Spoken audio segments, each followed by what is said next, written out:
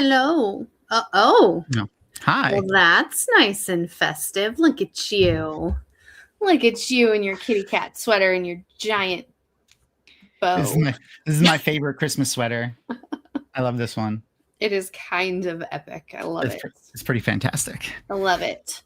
Well, welcome everybody. I'm Crystal and this is Tom from Dragon Mount. We are all done with Agatha all along, which makes me a little bit sad. Just a little bit sad.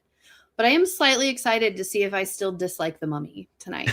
I can't. It's been since 1999 since I've seen it, so I'm still like mostly heartbroken. What up, Nomi? That you would even like that sentence would come out of your mouth. Like I don't know.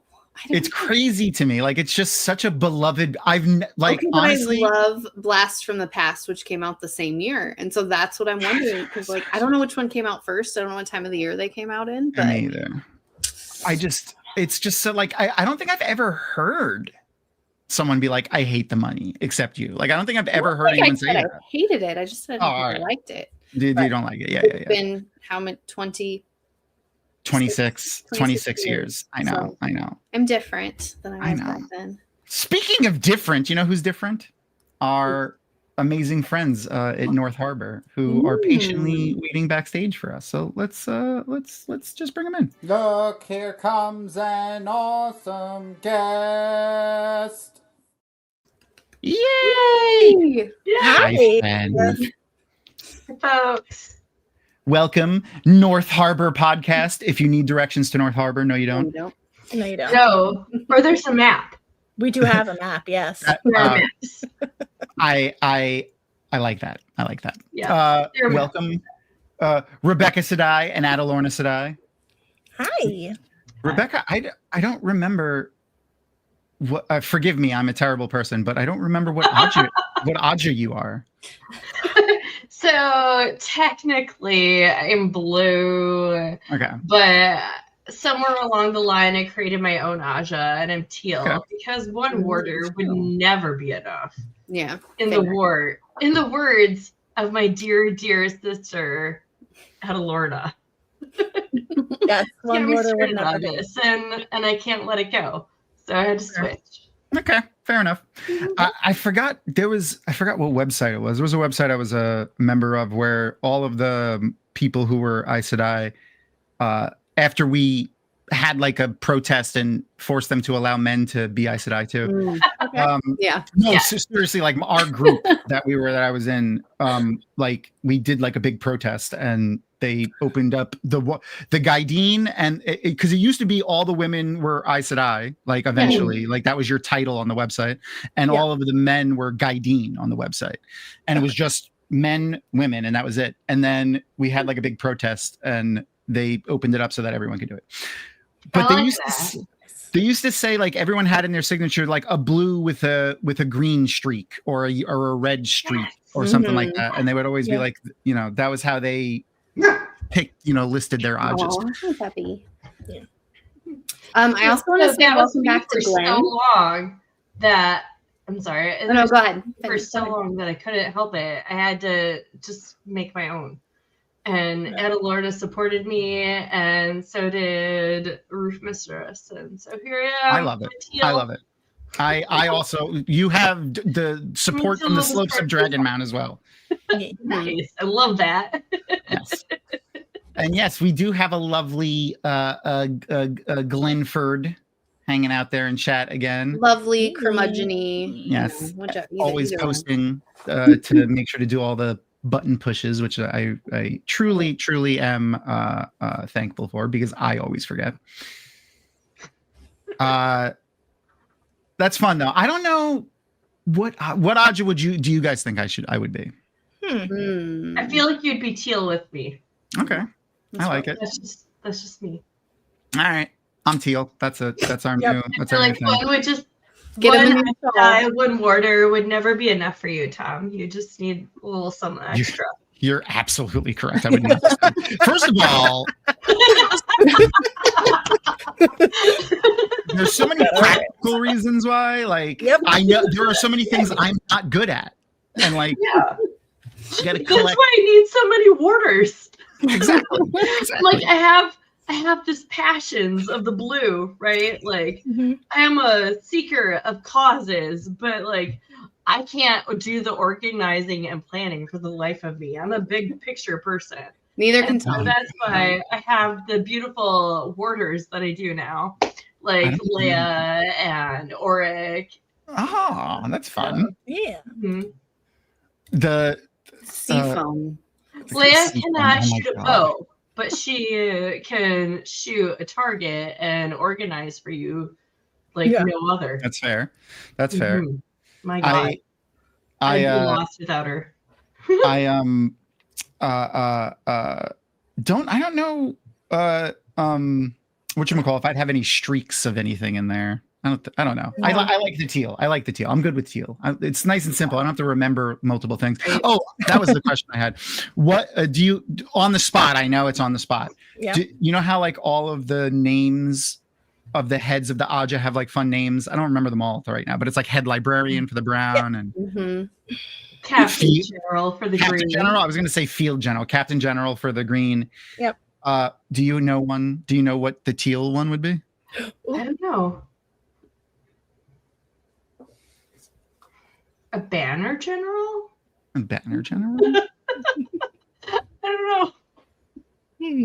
We'll have to think on it. Let chat. Let it ruminate and chat. Yes. What would Yes. what would the Yeah. teal? What would the What teal would one it- be? You Aja head be. Maker. Yeah. Yeah. Freaking fair. Fucking Yep. Noman Garden. Field right here. Bartender. Leia. That was a good one too. I like that.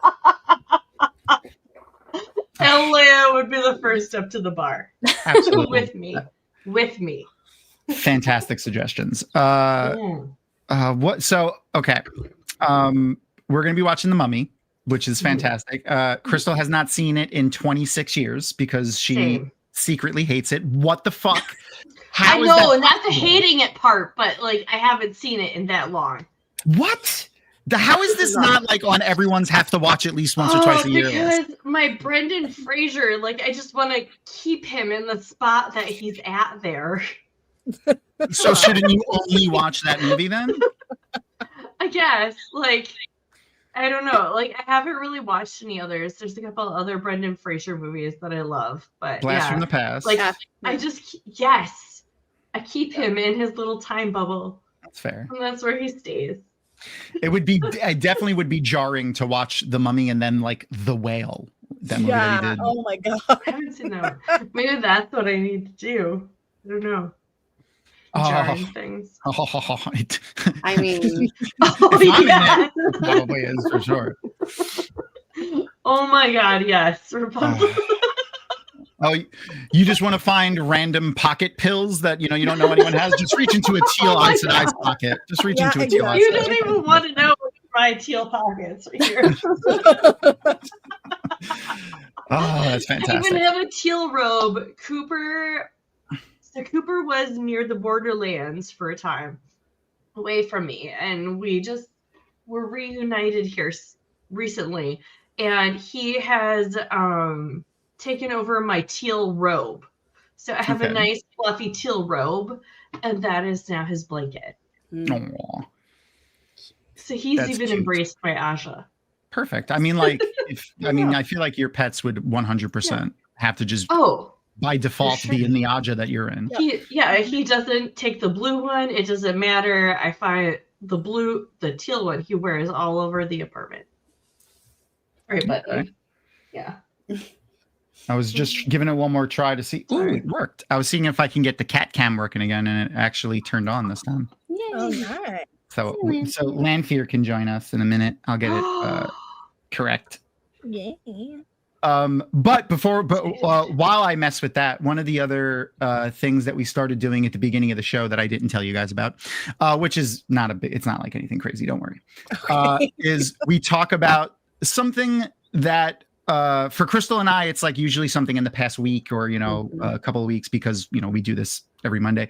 But you guys, you could talk about anything that you want. The past little while that you guys have watched, played video games, read comic books, whatever you want. Just something that you did for fun for yourself that wasn't for like, you know, a rewatch or a you know, trying to, what do they call it? Reaction video or something. Just something that you did for yourself. But hold on a sec. I last week did another little video. Play the one with.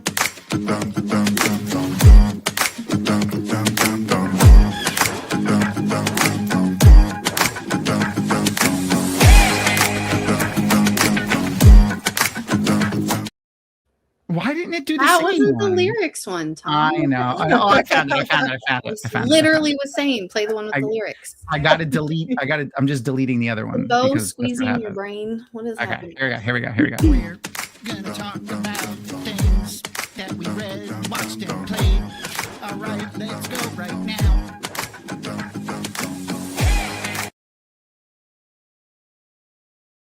That was the one with the lyrics. That was silly. Okay. Yeah. Silly. I'm a silly Billy. Okay. So what's something that you guys read, watched, or played in the last little while that you liked? So I've been watching The Mighty Nine with my bestie Megan, and it's been amazing.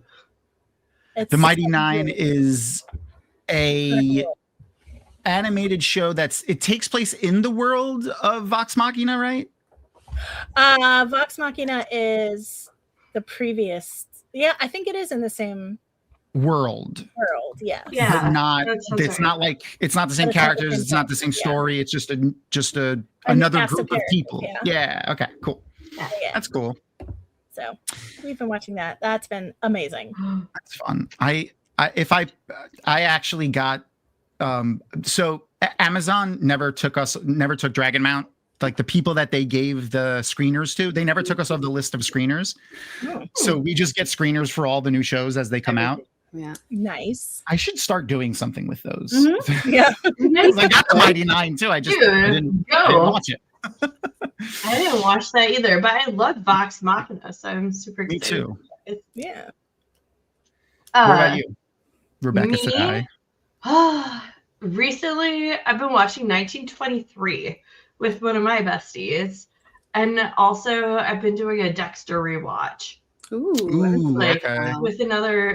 with one of my warders. So that's been fun. He's never seen Dexter before, and it's been fun taking a glimpse into the darker side of my humor.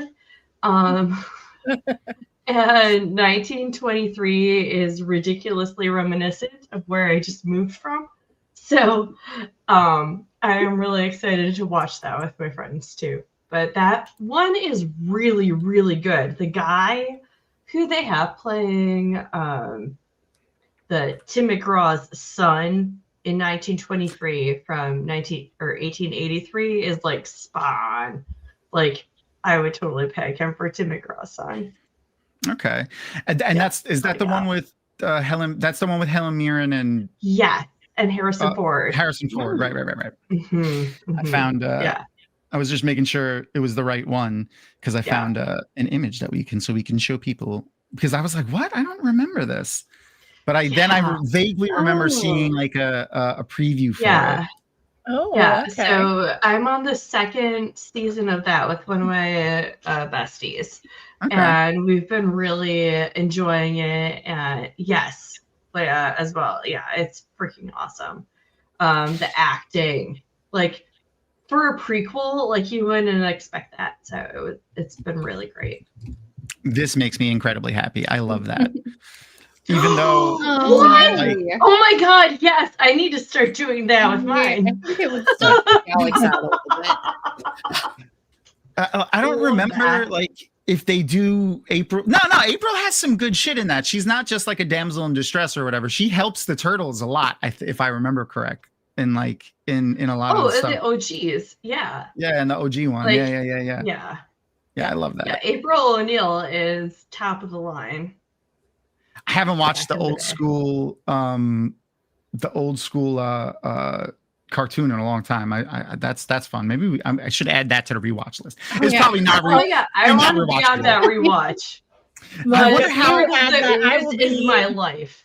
Okay, I wonder how in more ways than one. Okay. All right. Oh, it's on Tubi right now. Okay, so fun fact, I was so obsessed with Teenage Mutant Ninja Turtles when I was a kid that my parents nicknamed me Bebop, which is one of the bad guys. Oh, that's Yeah. awesome. I love that. For the longest time, I had my little autograph book, There. and I got to meet Yeah. them, and I got their signatures, and I Yes. thought I was the coolest Nice. fucking kid ever. I like took it back to school and was like, "Look, everybody!" Did you get the signatures when they were doing that big tour back in the day at Pizza Hut? No, this was when we were down in Florida. Like I Oh, went okay. with my aunt through down in Florida, but oh my gosh, Pizza Hut used to be the shit. Yes, they They did used like to a have the big. best toys. Mhm. Oh yeah, absolutely. I forgot what it was. They did like Leia a and I big. were Hold up. just talking about this.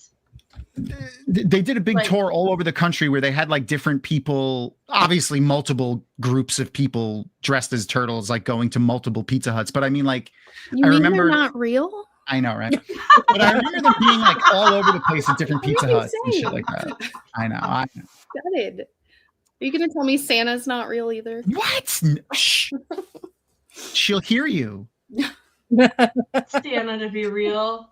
Lanfear still thinks Santa's real. No. Cooper's. I've always loved Ninja Turtles. All right, so for on a more serious note, I'm not if you taking you do, seriously with that bow on your head. I know, right? That's why I'm wearing it. I'm gonna leave it on the whole time. If I you do love like it. Ninja Turtles, this Yeah. book was Okay. fucking awesome. No spoilers, please, because like. So for like, I'm gonna give you what the back of the book basically tells you, which is three of the turtles and Splinter are dead. The Shredder has won, and this is like a dystopian future where the Foot are like running this like New York City, and the one remaining turtle, the last Ronin, is like on a quest to avenge his brothers. Oh my gosh. Okay. Yeah. Okay. And you don't know who it is. For what it's worth, What? I am getting a Secret of the Ooze tattoo. Oh, that's fucking That's awesome, amazing. dude. I love that. You and I see, this is every time I do another thing with you guys, it's like I learn another I thing that's know. like we're best friends. This Like, is we why would be we best friends. know. Absolutely. We know. Ah, so awesome. What was the name of the? What are we watching tonight? I don't remember. All right. I'm gonna keep talking about Ninja Turtles all night. All right. Well, all We right. can So, go on and on and on. Have us And- back for that. oh yeah. What about you, Crystal? What do you? Oh, I started watching The Great with Elle Fanning and All right. what is his name? Mm. I Nicholas know who Holt. Yeah. And I was oh, making it's- notes because you guys know I love my little post-it notes when I watch this stuff. Yeah. And I wrote Chaos Goblin down for him because that is Yes. what he is. It's really good, you guys. Yeah. It's that like period dramedy, I guess. Like it's Yeah. super unserious, like completely. Oh, such a good I cover. love that. It's So like good. chaotic. It's totally satire. It's a little bit political, but like the character arcs are kind of deep. I just finished season 1 and started season 2 last Oh. night, and I love finished that it a show lot so as I was much. hanging out with my It's sick beautiful. kiddo. Yeah. Oh, hold on to Beautiful. your panties. This one is amazing. This season. Oh. Girl. Yeah. I would have been so mad if I was watching it real time. The cliffhanger at the end of season 1, I was like, no. So I Yeah, I immediately know, said, right? like, no, I could never. It's such a good show. I gotta watch it. I love Elle Fanning. I'm gonna add that to my list. And of she's things to watch. fantastic. She's She so She good. really is. I was going back and forth on it because I just didn't want to watch like another serious show. But It's not serious. I didn't know it was like a comedy-esque thing, and then A seeing this dramedy. cover art, I was like, all right. Dramedy. Yeah. Yeah. I'm like, And all he, right, It's like, dramedy. It's Nicholas for sure. Holt Like, is like he's literally a chaos goblin. He is I Oh my love God. him. fantastic. is fantastic. that Alexander? Huh? Is that Alexander? He's Peter. Peter. Yeah. Oh, wait, Peter. Yes. Sorry, the great. Yeah. And he I just had the great in my head. I'm like Alexander, Peter. I don't know, one of those. all the greats. greats. Yeah, Yeah, all the I was greats. huzzah, Peter, yes, yes. Leah, huzzah. That's what they shout Oh throughout my the whole show. God, I love Big- them. that's fantastic. Yeah, he's And fucking for Wheel awesome. of I Time didn't people, expect like, these to happen. I feel like Catherine is like a little bit of a Gween. Like she's super Egwene. Egwene, thank you. She's super what's the word I'm looking for? Idealistic She's to She is. start, I feel and like that slowly just gets like she's chipped away. Egwene. Yeah. Okay. She is. Like All right. Egwene, Elaine, and Egwene. Ooh, Like okay. all wrapped into one. I can Egwene. see that. Because she was definitely bred for it. Yes. Yeah. yeah. Mhm. I think the casting on The Great is just perfect. Oh, so I- good. Yeah. I've liked Nicholas Hoult since I don't remember the first thing I saw him in, but it might have been the X-Men Yeah, probably. one. He also did what was the other period movie? The Oh no, wait, was that him? See, I now don't I'm gonna have to look it up. remember. I know. No, I can't Yeah, remember. Was it The Favorite? Was he in my? I don't remember the name of the movie, but there was a movie, like a zombie movie, came out. I don't know, 15 or so years ago, maybe longer, where like Warm it Bodies. was that. Yeah, that's it. Was that him? That was him. Yes. Okay. Oh He was my good in that god, movie. I forgot He was good in about that that. That was a cute movie. So it was like, if God. for those who didn't see it, basically the zombies start to like regain their humanity, but they're still zombies, but they start to remember and be able to talk. Ooh. And and like a human girl falls in love with a zombie boy, and the zombie boy is Nicholas Hoult. And it's like it's also I like have seen that. Okay. it's like a horror dramedy, if that makes sense. It's not really horror. It's way like not horror at all. Very little gore, very little horror-esque thing. The only thing that makes it horror is that there are zombies in it. That's pretty much it. So kind of like Shaun of the Living Dead. Yeah, Shaun, yeah, exactly. Exactly. Except less scary, because Shaun of the Dead was even like it was, yeah. like for Kind of people little. that are scared of horror movies, Yeah. they would label Shaun of the Dead a horror movie a little Yeah. bit, because there's some pop out scenes. It's got a little tense moments and stuff like that. The Warm Bodies was even less so. It was more like a what do they call it? The romance movies. They always lump them all Rom-com? together. Rom-com. It was almost like a rom. Yeah. It's almost like a rom-com. It's almost Okay. like a Okay. rom-com. Okay. Right. But okay, so I wanted to give it a whole try, because I watched only the first episode and was like, no, I can't do it. It's so bad. I watched The Witcher season 4. Okay. I haven't seen that. It's not Is it good. good? Did you? It's not good. No. Tom says no. It was not. Like, A 2 thumbs down. I feel bad, like a little bit. I don't know why. Like, it's not like he's gonna see this, but like I feel bad for the little baby Helmsworth. Liam, was it Liam? Yeah, it was Liam, right? Yeah, Liam. Liam. Like, it's just like no one stepping into that role after Henry Cavill would have. Like it would have, like you're gonna be compared to him. Period. Like doesn't matter. Anyone stepping into it, but like. Just adding on top of it that he's Chris Hemsworth's brother. So like, you're Thor's brother. Like how many times and now you're also the second to, like, remember he was the guy in Hunger Games. oh yeah, the one that everyone hated. Yeah. I mean, Gale. yeah, but we didn't want to hate him. No, Oh, but no, we ended up I hating him wanted to hate because him. We hated him because he killed the sister. Like, Yeah. right, Yeah. but- No spoilers, but yes. sorry. it's another 20-year-old book. Yeah, I was gonna and, say. and almost movie, right? When did the first Hunger Games come out? That's gotta be old. Oh my god, I heard there's a reboot. No, they're doing a sequel with And I Oh. was gonna say they're coming back for it. Is Yeah. that what it Yeah, they is? are, yeah. Okay. 2012. That was the first one. Was 2012. 2012. So that was Yeah. 13 years ago. Fuck, man. But Yeah.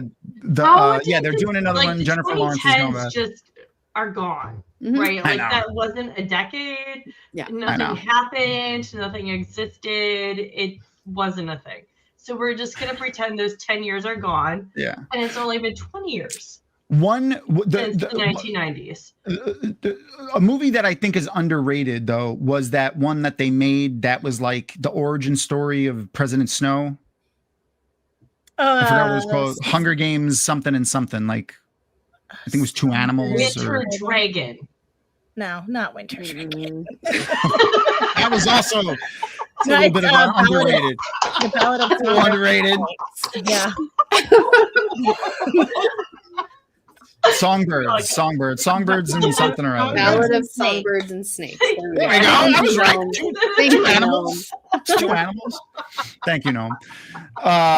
That movie was pretty good in the way, in the sense of like, you take two hated characters in the main characters of the Hunger Games universe and of this movie, you know, with President Snow. I mean, there is a Lord Snow. It's just, you know, wrong property. I mean, let's Different be fair. property, Like, if They're we wrong were property. in Randland, it would I'm be. telling you, yeah. the bow is squeezing your brain. It is. It probably is. It might be. But it's so cute. The thing that they did that was really wear that at Thank Jordan you. Con. Well, if Jordan Con was in December, I would. Or if we do like a one where the dance party, where it fits the dance party, I'll wear it. Ooh, Oh my god, yes! Oh, We should just I would do- wear one Oh, with you. I mean, all we got to do is dance party, ugly sweater party, ugly Christmas Oh, sweater but I don't party, wanna ugly dance holiday sweater. sweater party. I don't want to Yes. dance in a Oh sweater. my god, ugly sweater That's dance true. party. There we're at. The sweating would be Insane. thick. I It would be mean, thick. so ugly holiday party. Yeah. There we go. Yeah. Okay. Yep, Well, for all sure. right. So the Ballads of Songbirds and Snakes, what they did was they didn't try to like make you like those characters. They Mhm. didn't try to make them likable. They left them unlikable, even in the movie.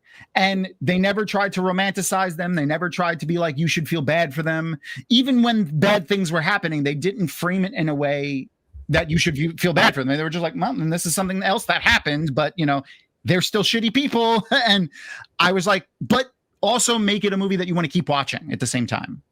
Mhm. So I thought they did that well. Whether or not like we needed that fucking movie, like I went to the movie with zero expectations and was like, okay. Decent. I was wondering how they would do this. Like are they going to try to make us like President Snow, or are they going to let him be just a horrible person his whole life? And how is that going to be an entertaining movie to watch? Mhm. And it was. And I was surprised, honestly. Yes. Yeah. Yes. President Snow is too smart for Elida. Okay, that is fair, Mm. actually. He pulls shit out. Like he pulls shit Yeah. off. Like he Yeah. he stayed in power for fucking 80 wow. Like, Elida was in power for 15 minutes and the power was She blew her messed fucking it head up. all up. And they were already like, get the fuck out of here. no, it's Yeah. Sarah. But you know, they do have similar they're both narcissists and they both don't care about anyone else. So Yeah. I'll give you that. So it could be Saroth, because Saroth actually gets Yes. Mm. She gets shit done. Like it's ruthless and horrible, but Mhm. Yeah, but she gets it done. yeah, exactly. And And we she all saw Uno in the show. yeah, there you go. Yes, we She did. was great. She was great in that. All right. God damn it, yes. Anyway, the only other thing I wanted to mention was the video game. Well, one of the Should we have big. people start queuing up the movie while you. talk Oh right, about yeah. that? I'll share. Yeah. Aaron, you share the link for the. Aaron will share the link to the watch party, or instructions in the Discord on how to join the watch party. Which once you get there, you will see. But the only other thing that I want to mention is the video game awards were also this weekend, and Claire Obscura Expedition 33 won 9 of the awards. It also was an indie game that won Best Indie Game and Best Game. So that was pretty big. So just wanted to put that out there. People that are fans of RPGs, like RPG games, especially old school like JRPGs, Ooh. you should try Claire Obscura Expedition 33. I got it after the Game Awards because it's on sale now on Steam because of the Game Awards thing. And I was like, I played it for like an hour maybe, and I was like, yeah, this is pretty good. So I definitely want to play it. They won a bunch of awards too, 9 different awards, acting awards, visual Nice. effects, all kinds of stuff. Huh. Yeah, I was really surprised on how many awards it won. Like I knew it was getting like a lot of attention, but I didn't think it was gonna like completely blow it out of the water. But yeah, it just freaking destroyed. Also, I know a lot of Dragon Mount fans and Wheel of Time fans are also Baldur's Gate 3 players. Yes. Yeah. True. Larian Studios announced, which is the company that made Baldur's Gate 3, announced their new game, which is going to be a continuation of their own property that they have, which is the Divinity universe called Divinity. Yeah. On Steam now, you could play Divinity Original Sin and Divinity Original Sin 2. This new game is just called Divinity, and it takes place in the universe, but we don't know much about it other than some horrible shit happens and is probably the jumping off point of the story of the game. If you don't know, just go and watch, like, look up the Game Awards Divinity. There's a crazy cinematic that they showed, and I can't wait because Baldur's Gate 3 was so good. And now Larian doesn't have Hasbro sitting on top of them, like, to tell them to do shit. They can just do whatever the fuck they want. I'm really excited to see this game when it comes out. Oh yeah, and they did say it doesn't require any knowledge of the previous Divinity games or anything like that. Like, obviously, I'm sure if you've played them, there'll be some recognizable things, but it's not a continuation of those stories. It's a new story in the same universe. So yeah, I'm really excited to play it. Okay. Other than that, oh right, I'm gonna queue. I have, if people don't want to follow the link that will be in chat momentarily to join the watch, or to find the instructions on how to join the watch party. I will have a clock on my screen over here. It's queued up to 40 seconds because that's about where we are on the thing. I will line up the clock to our to the time in the movie so that you can follow along that way if you get lost. But we'll give everyone like a minute or two to queue that up. If you are in Discord, you don't have to do anything. Just sit there and it'll start up for you. What was one of the things that I saw? I took a bunch of notes. I watched like a ton of interviews today with Brendan Fraser and Rachel Weisz, like talking like back from when they, were doing the press tour for the movie in 99 or 98 or whatever it was. And oh man, such babies, especially because someone cut together some of the newer interviews that they've been doing. Like, because now like, all but officially confirmed they're making a new Mummy, and Rachel Weisz and Brendan Fraser are going to be in it, and it's going to be a continuation, and that's basically all we know. Okay, guys, I'll be right back. Okay. And someone like cut together a bunch of interviews of like current ones where Brendan Fraser's doing a tour for I forgot the name of the movie, but it's like he basically rents a family in Japan, and like this is something that you could do. In Japan, there's a service for people that are like alone on the holidays. You like pay, and then you go and like spend time with this family. One plot like that. Yeah, but it's also a real thing in Japan. Like it's not just a plot for the movie. Like if you're alone and you want to have like a family dinner, or if it's like a holiday, you can pay this service and they'll send you to a restaurant or to this family's house or something, and you can spend time with them. It's interesting. I don't know how I feel about it. I like it though. I like that. People willing to open their house to strangers who are lonely, and like strangers who are. As an entire city in Europe that's based upon this, but for like mental illness. Oh, okay. So they. Oh, I saw this. I know what you're saying. Yeah. Yep. Yeah, so they're a city that surrounds this mental health facility, and like the different, like the whole community is involved, and so like you're assigned a person, and like you don't know what they're coming to you with, but like you just welcome them into your home and you accept them as who they are, and like it is one of the fundamental like philosophies now on mental health, like acceptance. Like it's one of the things that really solidified the concept of acceptance and safety in a community for those who have mental health problems. So like if you have anxiety, if you have schizophrenia, like this family doesn't know, they just welcome you into your home.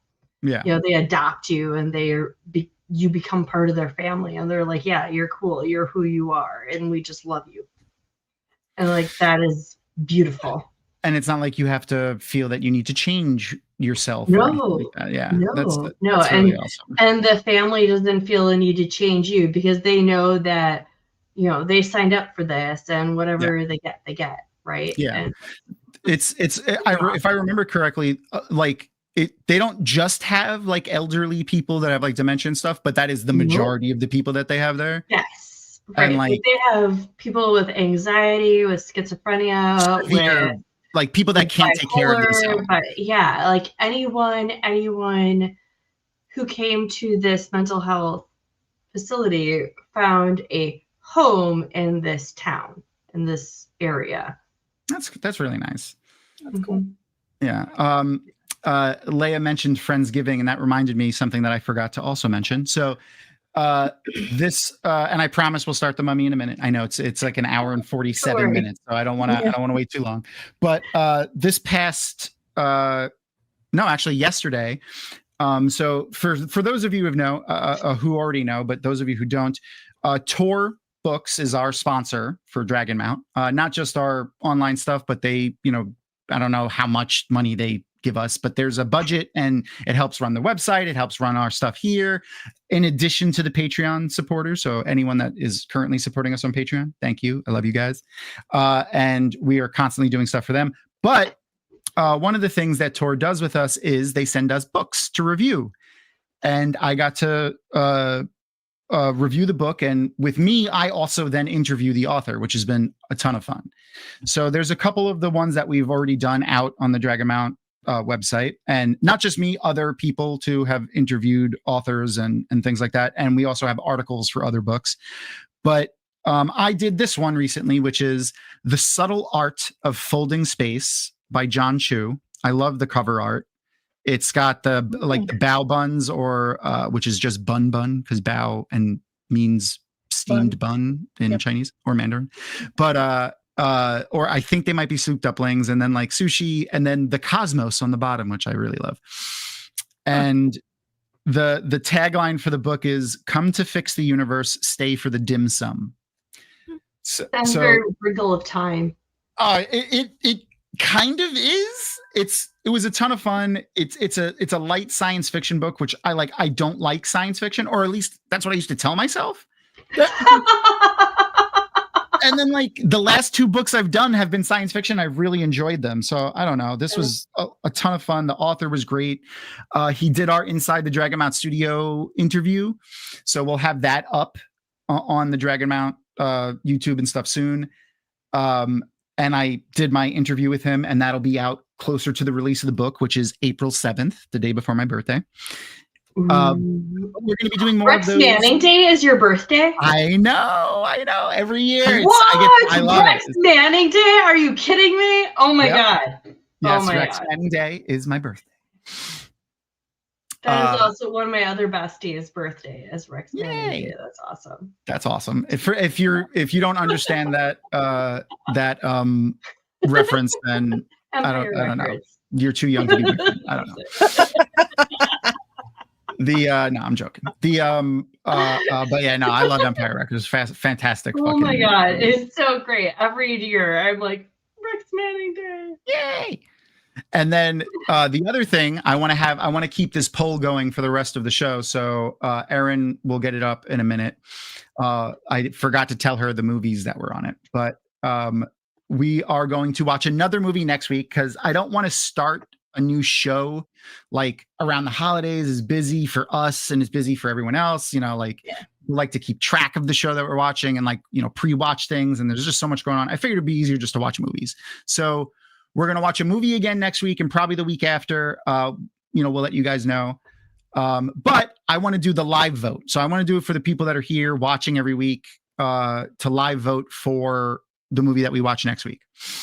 So if you're not in the YouTube chat, head over to the YouTube if you want to vote, or you could just shout it out in chat and I'll, try to keep track of it. But here are the 4 movies that we landed on. All Christmas movies, I feel like. We have Trading Places, which was a fantastic comedy from the 80s. I fucking love. I watch it every year around Christmas time. Die Hard, which we can debate while we watch The Mummy, if Die Hard is a Christmas movie or not. You can let us know in chat too. Snowpiercer, which became a Christmas movie for me. It's also just like a wintry theme movie. And something that I was pleasantly surprised on how much I enjoyed, the Guardians of the Galaxy Holiday Special. So those are the 4 movies for next week. We'll have the live vote up in the YouTube. So we'll get that up in a minute. Erin will get it up. And we'll just leave it up for the rest of the show, and we'll see what movie we end up watching at the end. And if the one that you guys vote, that you personally vote for, isn't winning, send it to some friends and get them to come in and vote, even if they just stay for the vote. They don't have to stay for the whole thing. Or, just try to talk them staying until thing. Okay. I think that's all the nonsense for now. So I'm going to give everyone a countdown, then press play on the movie and on our timer. So here we go. 3, 2, 1, and play. And if you are in the place Discord, you should be able to control the volume right inside Discord. There we go. And you can just control your own volume in Discord for the watch party. Okay, so the CG in this movie is very indicative of the time in which it was made. It's very some of it's okay. Some of it's okay, but most of it is PlayStation 1 like yes. Like, oh my god, I was just thinking that. It's what it feels like. I had a picture of it. Yes. Oh my god. Why wasn't I that? kept listening to Caesar 3. Oh yeah. It does kind of like look how bad that green screen is. So bad. Yeah, that's awesome. It does hold up okay though. Like it's not it's not as bad as The Mummy 2 with The Rock. I mean, fair. That was awful. Yeah. I had a picture of it. Here it is. They did clean it up a little in like the streamed versions of it, but it's not good. Yeah. Terrible movie to be your motion picture debut. Like this is the first movie he was ever in. Oh wow. Oh my god. That was so awful. That was so bad. Poor guy. So bad. Oh my god. I remember seeing that in the fucking theater, like hysterical fucking laughing. So good. And just like most of the Hollywood of old, the majority of the people that were cast as Egyptians in this movie are in fact white. Yep. Yeah. I forgot Arnold Vosloo, I think his name is, the guy that plays emo-tep, commented on that too, like in a interview recently, like someone sent him some questions as The Mummy was coming back up into the thing, and he said he 100% just said he's like, if I wouldn't have been cast in it if the movie was made today, like he's like they 100% and should have went with an Egyptian actor or at least a Middle Eastern actor. Yeah. The which I mean that's just Hollywood has been guilty of that for a long time. At least they didn't pull I forgot the name of the movie, but the one where dude fucking taped his eyes back to be like Japanese or Chinese or something. Forgot the name of that movie. Was it Woody Allen that did that? It's a famous movie, super famous movie. Everyone loves it. And I can't remember what it was. Very stereotype, like shitty. At least they got some black people in it.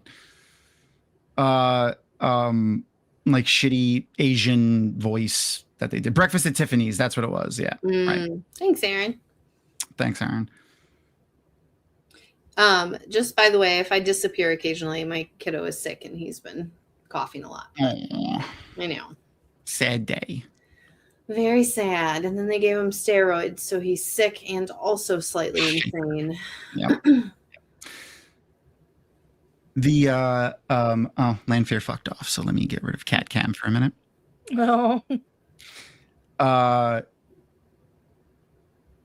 Oh.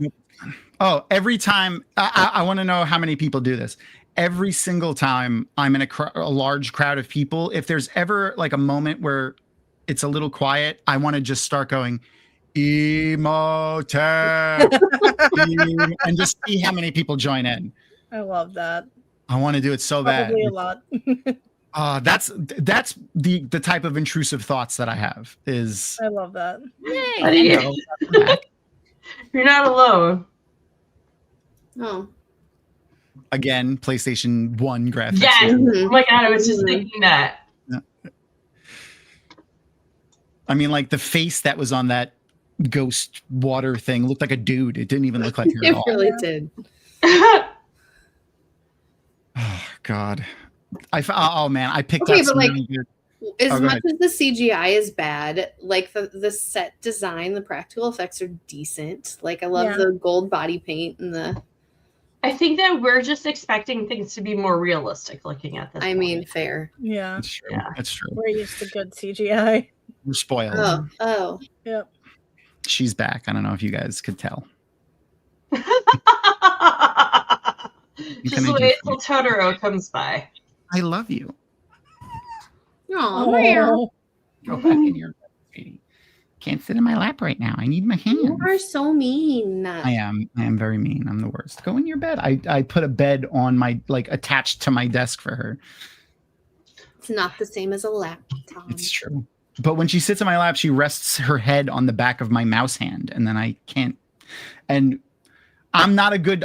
I mean, if it hasn't been obvious already with the amount of misspellings and shit that I have, like, all the time, I'm not a good typer with two hands. So left-handed, it's going to be terrible. Yeah. God, I mean, obviously, scarabs or beetles like that don't really exist, but it still makes me like, it gives me that, like, you know, thing in like the middle of your back where it's like, the heebie-jeebies. Yeah. I feel like that every time I hear that bug crawling around sound. I have a really irrational fear of getting a bug in my ear. Like waking up and like having a bug in my ear is terrifying to me. Absolutely terrifying. She does do that. Oh man, there's a bug in the ear scene in the show The Pit that fucking freaked me out. Nope. Yeah. Nope. Won't be watching that. Thanks. It's such a good show, though. I only say irrational because I feel like it's really rare. Nobody tell me if it's not rare. But anytime I hear like crackling in my ear, which it's winter, that happens. I'm like, it's a bug. Oh shit! It's a bug. Get it out. I mean, it's rare. Like spiders. I guess spiders can do that. I don't know. It really, really was such a good show. Like, if you haven't watched it, it's so good. I've watched and rewatched it just so many times. I fucking love Noah Wyle, though. I've always loved him. Yes, he is beautiful, and he's a fucking phenomenal actor. Yeah. Yes, that's why being pleasing to look at is. I agree 100%. Especially the amount of beautiful people in this fucking movie. I'm so sorry. The amount of beautiful people in this movie is ridiculous. Yes, you're right. Adelorna, you can spot them. Oh yeah. If this movie wasn't the sexual awakening for an entire generation of people, I would be surprised. Especially like the bisexual awakening for many people. Me, for sure. Yeah. I mean, I'm trying to find a good picture of like the whole, like, not the whole cast, but the cast that really counts in that statement. Yeah. But I can't get one with him in it, and with both of these guys. Brendan Fraser was just so pretty. I know. I mean, he's pretty good looking now too. Like, since he aged pretty well. Mm-hmm. Yeah, I don't think he's changed a whole lot, honestly. No, which is amazing in Hollywood. I would like to see him with a beard. Just saying. I mean, that's fair. Which is what I was going to say about Noah Wyle. He looks. He looks good with a beard. I like him with a beard. He really would have been a great Asmodean. I like that. Something along those lines. Yeah. Oh, I like that. Or Talmanes. Noah Wyle. Talmanes would have been good. Oh my god, he would have been a phenomenal Talmanes with his boots. You have an obsession with Talmanes, though.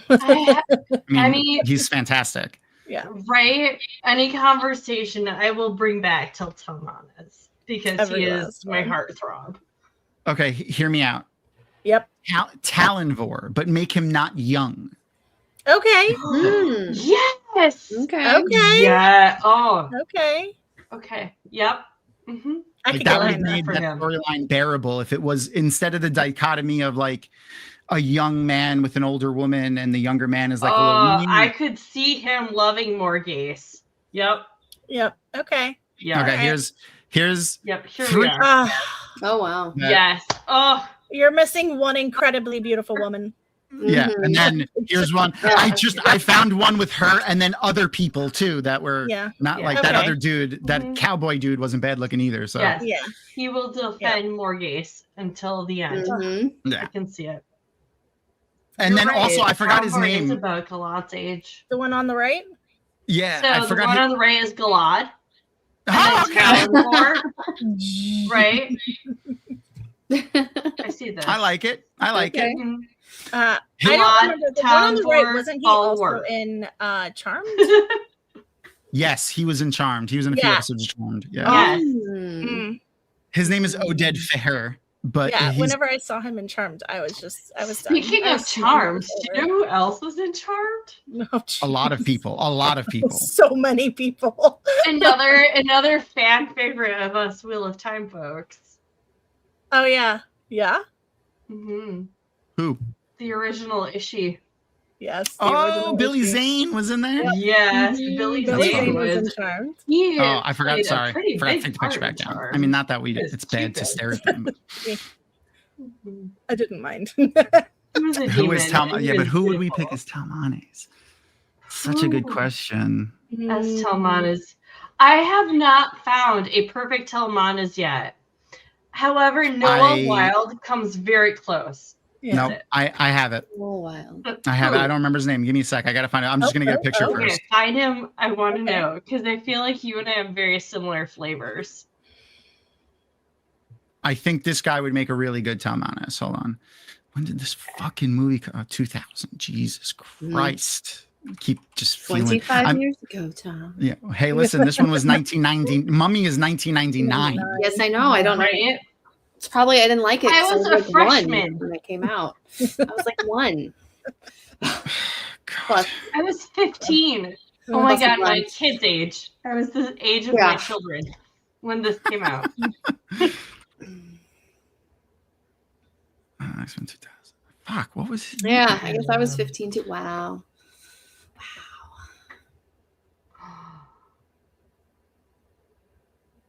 Right. Okay. I got him. Okay. So Yeah.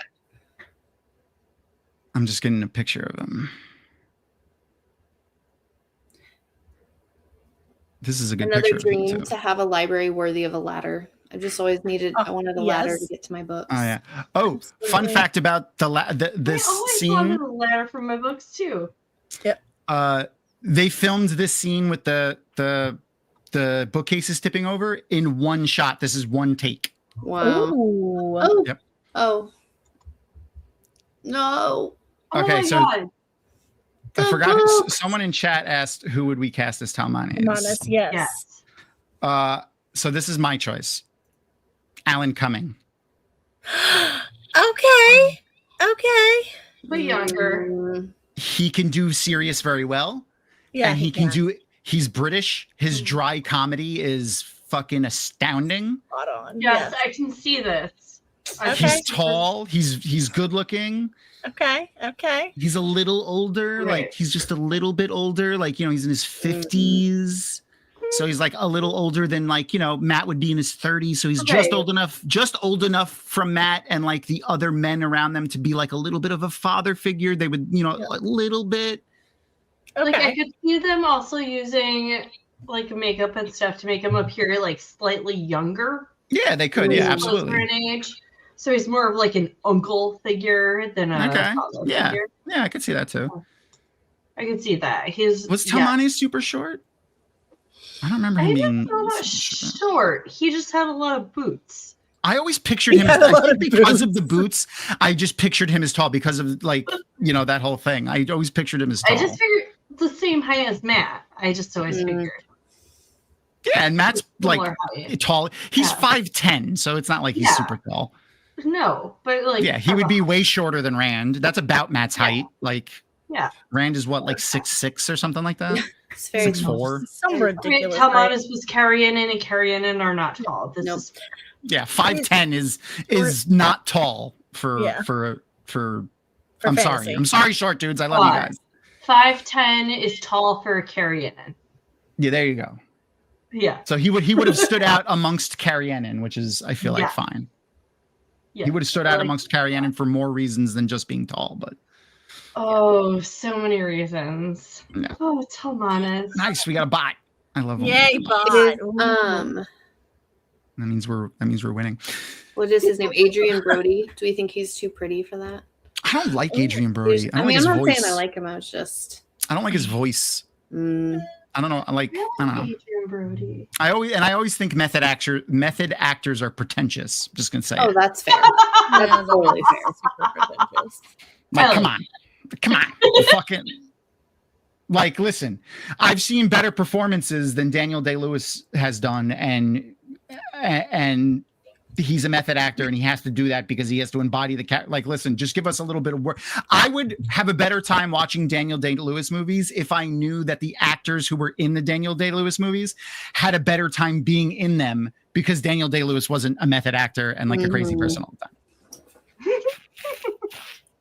Just saying. Also, I feel like this is like a little bit of a phenomenon. I forgot who I saw saying it. It was on the Graham Norton show. It was a famous actor, female actor. I forgot who. It might have been Rachel Weisz, actually. I don't remember exactly who it was. But she said, I'm just going to say it. Have you ever seen a female method actor? I tried looking it up. There isn't any. And the only it's because we're so compassionate and empathetic to begin with that we don't need to be method anything. We can just put ourselves in their shoes. Yes, exactly. Oh, okay. I just thought I was just being pretentious. I'm sorry. No, you know what I blame? I blame toxic masculinity. That's what I blame. There. Okay. All right. I was just thinking about it, and I was just like, God, you're so right. And even if you Google it, like you'll see some come up that'll say these female actors are method. They're not. Like if you read the articles that those are in, it's always like, you know, they go method when they go so deep into the character, but it doesn't say they pretend to be those people when they're not filming, which is what people like Daniel Day-Lewis does. Anyway. Yeah. I feel like Meryl Streep is the closest thing I can think of to method actress. Alan Cumming. Aww. Yes. You're welcome, Frank. Welcome, buddy. I love this guy too. He's always in any movie I feel like that touches in the Middle East area, he's in. Orlando Bloom. As Talmanes? Yes. Oh, he's too pretty. I feel like he's too pretty. He's too much of like a pretty boy. Oh, come on. But it's Talmanes. Also with all his boots and his pretty things and his clothes. Him or who's the other one I'm thinking of? Elsie. He's too chiseled jawed. Too. He's got that jawline, you know? Yeah, you're right. Who am I? What is his name? No, the blonde one. Oh, from Alfie. He was big. I have to look him up now. I don't remember. I'll figure it out. That's just the only movie I can think of off the top of my head. Guy runs a library, but he can't read a map without setting it on fire. Like he runs a library in Egypt where they have like this isn't the first time he's looked at something like that. Oh my goodness. Where's Talmanes on the Elven Prince King chart? I don't think he would be Prince. Like he would be more like I don't know. Like Prince is just because you picture like those hard. When I picture Talmanes in my head, I pictured somebody that looked like this Alan Cumming. Like if you look at his jaw, he doesn't have that hard, like square jaw. Like he has. Okay. I don't know what it is. He just has like he's softer in appearance. Where Jude Law. Wow. Jude Law. That was it. Jude Law. I like that. Jude Law, I could also see as Talmanes. A younger Jude Law. Yeah, I was going to say what age? Yes, younger. Okay. Apologize. I'm aging myself. Yeah, I really loved him as Watson in the RDJ Sherlock. Yes. Oh my God. Yes. It's So so good. Yeah. Oh, Okay, I can yes. see it. So they filmed none of this, by the way, in Egypt. Huh. All the Okay. exterior shots where it looks like they're somewhere like that's in the Middle East or Egypt, it's Morocco. Really? Yeah, Okay, and then interesting. everything else was filmed on sound stages or around London, in or around London, like a soundstage in London or around London. That's interesting. Yeah. Brendan Fraser also almost died in this movie, filming this next I scene. remember reading that. Yes, when they hung him for real. What? Yeah, like he That's had. terrifying. Yeah, he was hooked up to a harness and stuff so that he wouldn't, when he dropped, it wouldn't, like, he wasn't hanging from the noose, like from the rope. But the first take they did, the noose was too loose around his neck. So they tightened it up and took more tension on the rope when it fell. And it was just tight enough to cut off the blood flow in his carotid artery. And he passed out. And that is the scene that's in the movie too. That's That's awful. Yeah. And he said he woke up with his face like on the ground with gravel in his ear and his mouth and stuff. And the director was just like, "Oh, there goes Brendon acting up a storm again." And he was like, "No." Like, no, he's dying. Yeah, he's like, "I need the rest of the day off." Oh my God. That would be a terrifying day at work. I don't remember who that is. Do you guys remember this character? Darid? Hmm. I don't remember that character. Sounds Consult the familiar. Oracle. It's early on one. I don't remember. Let's Oh, see, Lieutenant General in the David. Band of the Red Hand. Oh, right. Okay. Arian soldier. Yes. He doesn't have a lot of screen time. They mention him a No. lot. No. Yes. I remember the name now. This guy was funny too. So originally, the scene here is his the scene where he passes out. But this guy was really funny. He originally, like, all his scenes are improv. Like, all his lines, they would give him like what they wanted him to say, like the idea, and then he would just improv everything. Because the script was written for him to just be like this villainous stereotype, like Middle Eastern. Is this the scene? Yeah. Okay.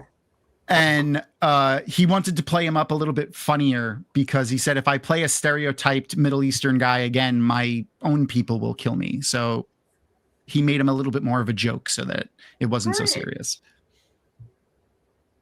But some of his scenes are funny. Like, some of the shit he says is funny. So I'm glad they let him play with it a bit. Good.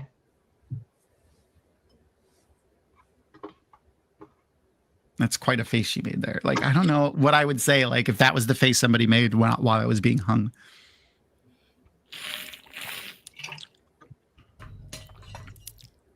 Oh, and him too. I love him. He was the guy with the fez on. I forgot his name.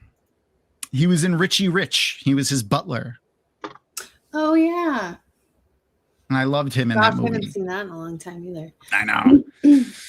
Fucking Macaulay Culkin. Speaking of Macaulay Culkin, another rewatch show that we did. We watched, I don't remember how long ago now. It was like maybe a year ago. We did Fallout. Yeah, that was good. Fallout Season 2. A lot of information has been announced. But one of the cool things, Macaulay Culkin will be in the next season. Ooh. That is interesting. We should watch Saved. Saved. What's that? Saved is so good. It's a nice. Is that the comedy. one with Mandy Moore in it? Oh, right. Okay. I'm adding that to the movie list. That's going on the movie list. Saved. So good. 2004. Another nice. Have me on that one. Yes, with Well, that's Mandy really Moore. fun. Oh my God, I love that. That'd be interesting. Oh yes, Frank. I agree. Yeah, he'd be a great Delmar Flynn. I could see that. Oh, okay. Erin would remember. I don't remember. I don't remember seeing it. half the people on the cover art have the same exact hair, though. It's hard for me to look at it. It's hard for me to look at it. Yeah. Oh my gosh. It's just like, four of the same people in Macaulay Culkin. Oh, okay. Yeah, that's about it. I love it. What has Mandy Moore been doing with herself? And it has Nancy Botwin in it. Interesting. Mm-hmm. And the DEA agent. This Jenna Malone is perfect. Oh, okay. She's gorgeous all the time. Was she in that too? Oh yeah, right. Yeah. Okay. Yep. I just didn't recognize her on the Oh, she was so young back then. She's so young, I know. Yeah. I love these guys. So they made this movie 100%. No one will convince me otherwise. They were just like, and I saw an interview with Steven Sommers, who was the director and writer of this. He's loved The Mummy forever, and he's always wanted to do a version of it. And when he came onto the project, they had already started writing it, and he fully insisted, like, no one wants to watch a mummy movie of a guy just like shambling around with ace bandages wrapped around them. No one wants to watch that. Right. So he's like, we can't do that. And he was like, unless you let me do this the way I want, I'm leaving. And they were like, okay. And then this is a direct quote. The studio wants to keep the movie under 15 million. And he said, I'm going to need 15 million for the visual effects alone. Okay. Yeah. And the movie ended up costing $62 million altogether. How much did it bring in? Oh, so much money. It blew I remember. I remember the summers, right? Yes. And no one thought that it would do like super duper well, but it ended up grossing $422 million. Okay. Oh my God. Which and that's the real money at the time. Mm-hmm. Like if you convert that over, it's $1 billion movie today. Yeah, that's amazing. Yeah. Yeah. As soon as people realize that it's basically The Mummy, but Indiana Jones. It's like Indiana Jones with a little bit of Lara Croft thrown in is essentially what's happening. Yes. Even the Magi are the same, like similar to the I forgot what they called him in Indiana Jones, but they even wore fezzes too, like what's his name wears. There was the group that were protecting the Ark. Yeah, the I see them. Yeah, I see them. They attack them on the boats when they're in Italy, when they're in Venice in The Last Crusade. It's the same kind of group, though. It's the same idea. That's they my have to favorite indie show. Me too. Indiana Jones of The Last Crusade. Yes, it's also my favorite. We've been sometimes it's like we're the similar person. Fezzes are cool. I'm not just saying they also wore the fez. I don't think they fit everybody's face though. Like I look really. My head is too. They make cheese fezzes. Cheese. So being a Packer fan, they have cheese heads like with the cheese wedges. They make cheese like baseball hats, and they also make cheese fezzes with the tassel and everything. That's hilarious. Here's Kazim from Indiana Jones. He's got a fez on, just like dude in like in this has. I'm pretty sure they probably put him in a fez as a reference to that. Probably a nice little throwback. He said he was heavily influenced by Indiana Jones when he made this, and like O'Connell is 100%. Like, yeah.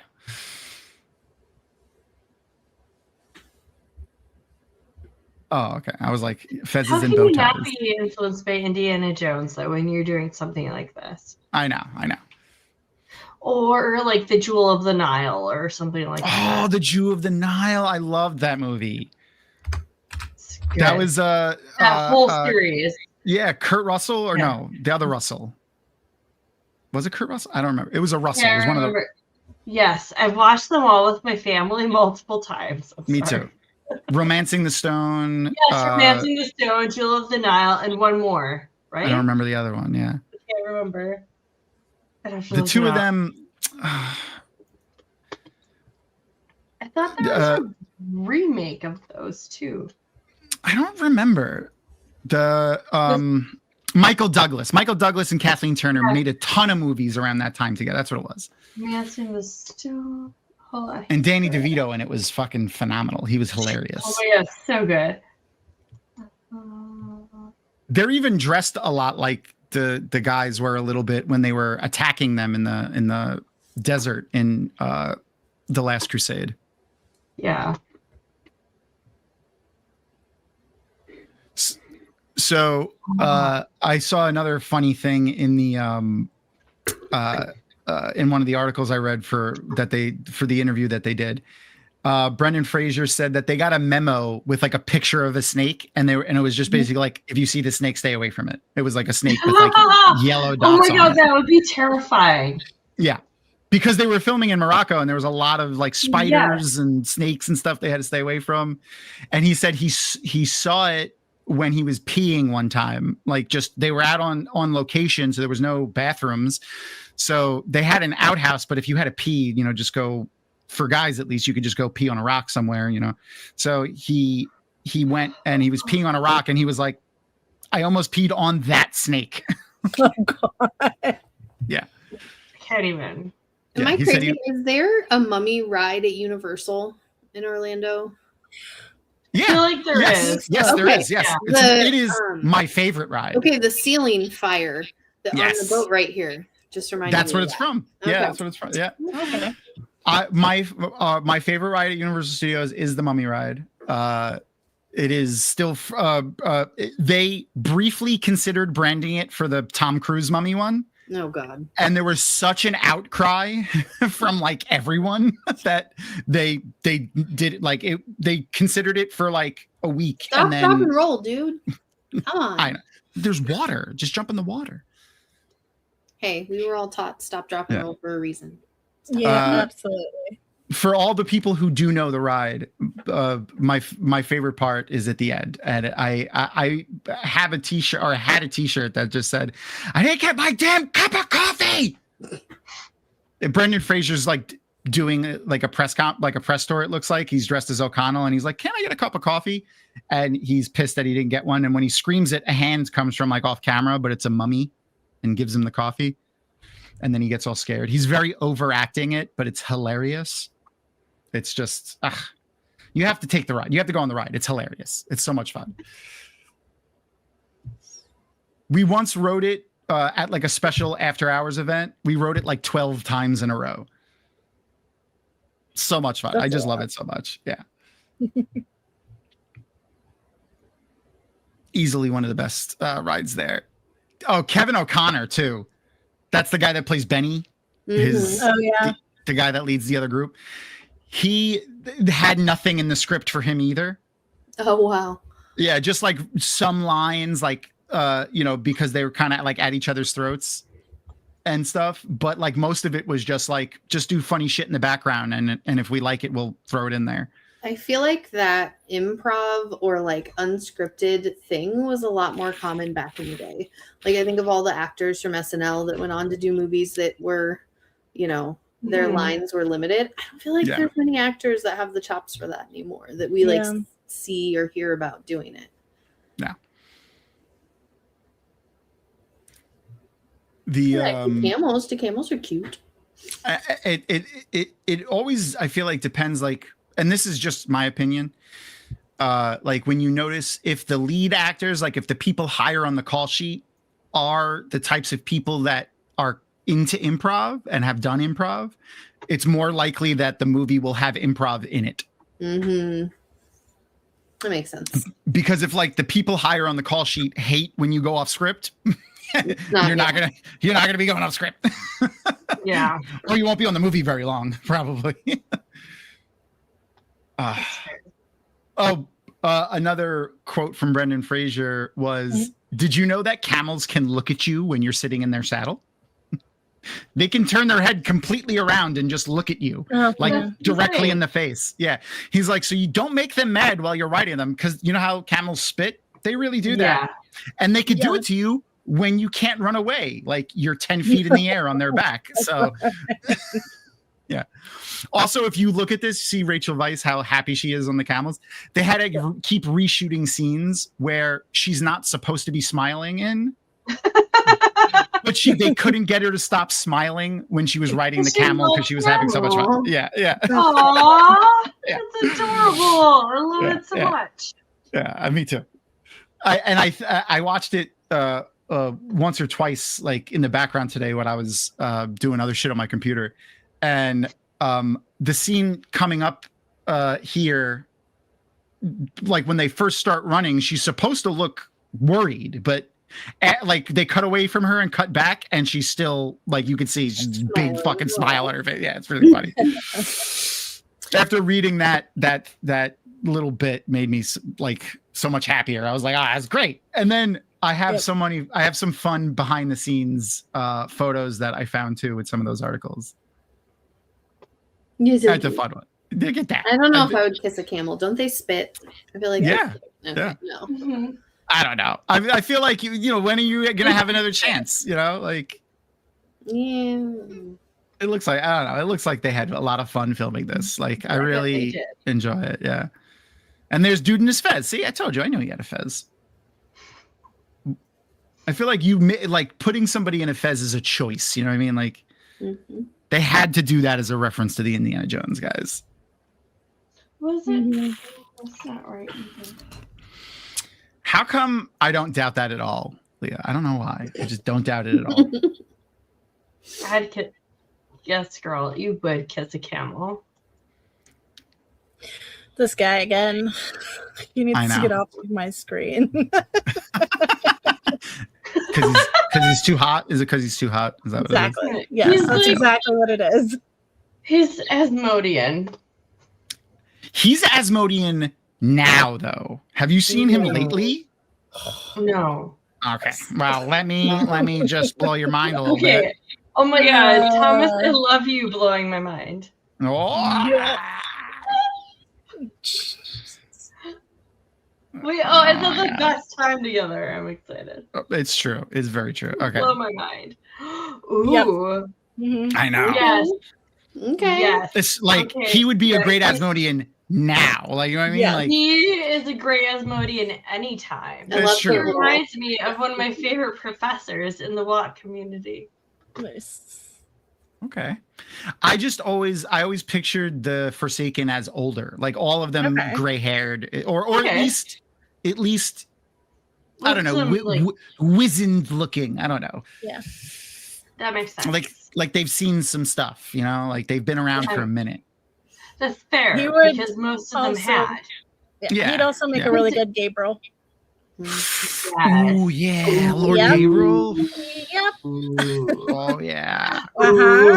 Yes. Oh my God. Oh yeah, I could see him as Ravine. I could totally see him as Ravine. Absolutely. Oh man. Oh yeah. Oh yeah. Oh yeah. Lorna. You know. Wait, are you saying worse than a camel, Rapunzel? You've kissed worse than a camel? I'm sorry.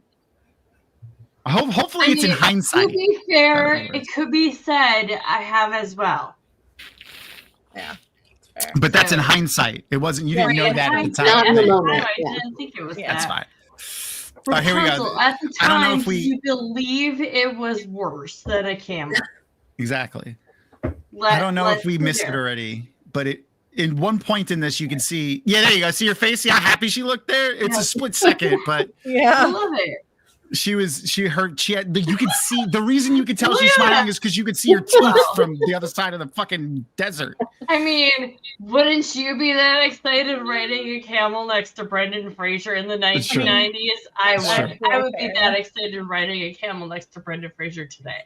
You're right. You're right. You're right. You're right. You're right. No, there's no argument. I can't argue against that at all. Right? Yeah. Oh my God, that would be the best thing. I could use that right now, Brendan Fraser, if you're out there. You're watching. This girl has nothing going on right now. Oh, by the way, I forgot this part of the quote about the snake that they had got the memo for. Yeah. If it, they put out the memo because if it bites you, at best, they'd have to amputate your limb. Oh, at best. Oh, so it's like that two-step thing in the ideal waist. Yes, the 2 steps. Yeah, the 2 steps thing. Yeah. I think it was a lizard, but yeah, same difference. Yeah. Okay. Yep. Same path. Yeah. Also, this thing that they do here with the mirrors, 100% real. They did that in ancient Egypt. They had mirrors like this that would catch light and they would reflect it through buildings so that they could have light. That wasn't fire. That's beautiful. Yeah.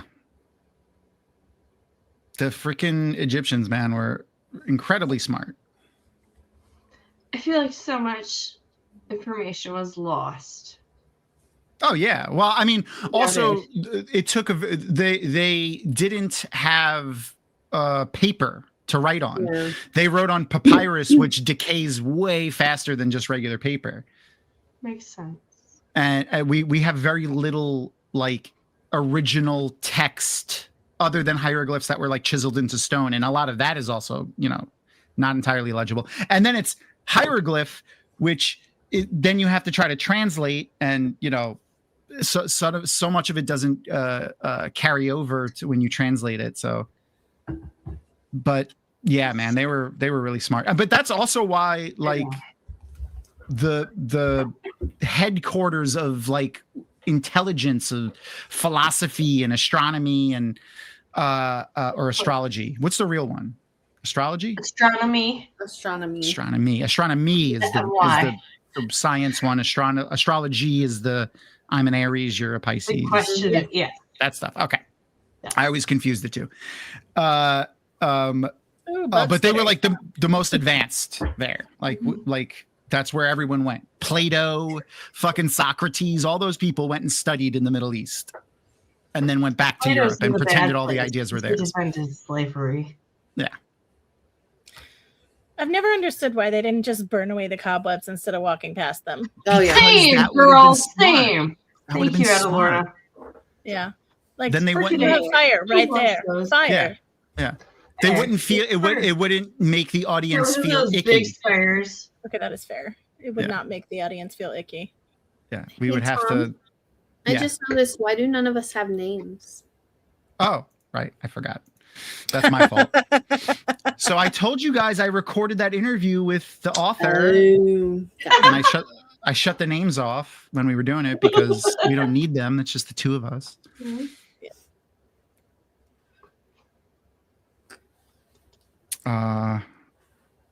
Why do I have this picture in here? Oh, never mind. The guns. That's hilarious. Thomas, you are my spirit animal every time. I love it. Well, we're on the same wavelength, so it's perfect. We really are. Yeah, I love with the guns. I like the comedy in this movie. Like works. Like still like very little. The only part of this movie that doesn't still work well is the really shitty computer graphics. Yeah. But like everything else still holds up real well. The Sega. Yeah. But some of the graphics aren't bad. Like when it's just emo-tep isn't bad. But that's also because like emo-tep is 90% practical effect. Here, hold on. I have another behind the scenes. Rapunzel, it's not for you. It's for if we have guests who don't know who we are. There we go. Like 90% of this emo-tep is practical. Yes. And then you just the parts that are just like holes. So much with practical effects and then balance it out with CGI. It's amazing. It's amazing. And it makes things look so much better. It does. It really does. Leia and I were talking about this at Friendsgiving. So she and I did Hobbitsgiving this year. Ooh, lots of potatoes. Yes. Oh my god, there was so much food. We had to actually make it into 2 days. That's awesome. She did it by herself the first year. This year we did it, and a couple of local friends came over and helped us cook. Thank God. because That's awesome. she was worn out and I did not know how to cook the next things. All right, well, teamwork.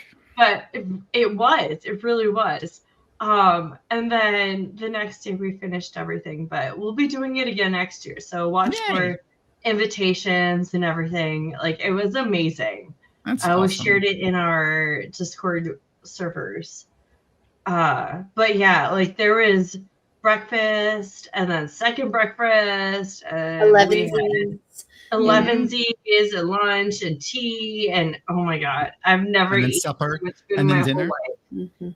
Yeah, and Leia planned the entire meal. It was oh my god, it was beautiful.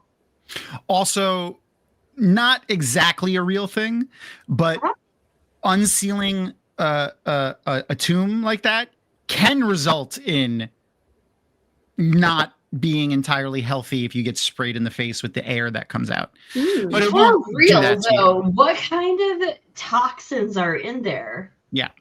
Well, when you think about it, like biologically, stuff leaking through the sand and the sandstone into there will then collect in there and then fumigate and pressurize the room. Like, so you could have like really gross. It could be methane, which is is highly flammable. Spores. Yeah.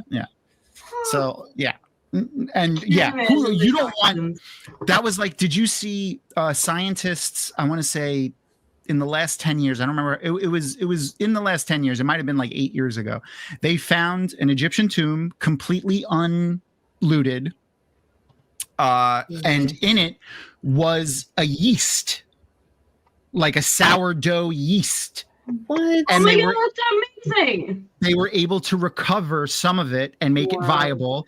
They grew it in a petri dish and they grew it into a full yeast, and then they made I want to try the bread. Yeah. Oh, yeah, this is worse. This is worse than a bug in your ear, 1,000%. Yep. Maybe this is why. So much. Maybe this is why I didn't like I don't want that. Mm. Oh my god, that makes me think of Stranger Things. Yep. Even though, like, the CG there is bad, but I don't think it looked bad to us back then. You know what I mean? It doesn't look. It's still just fucking. It's still fucking me up right now.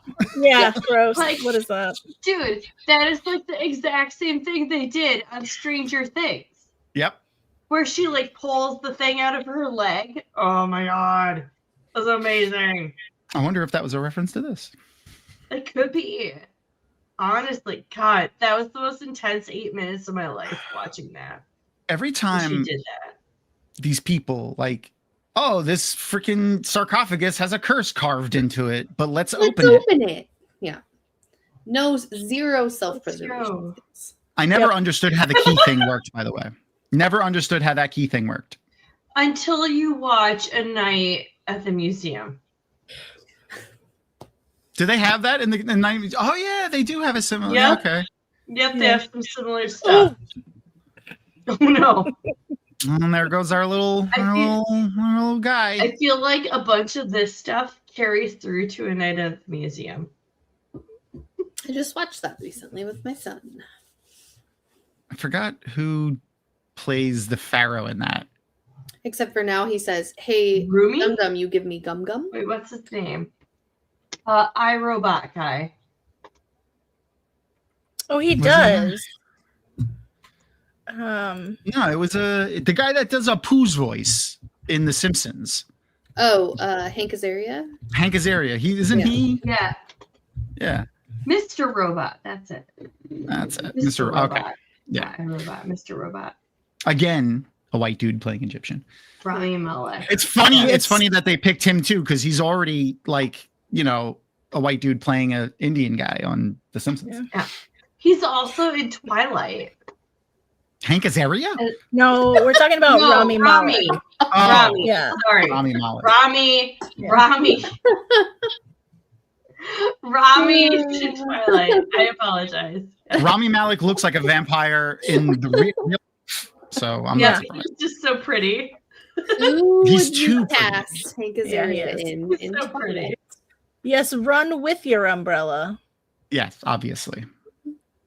Can't leave the umbrella behind.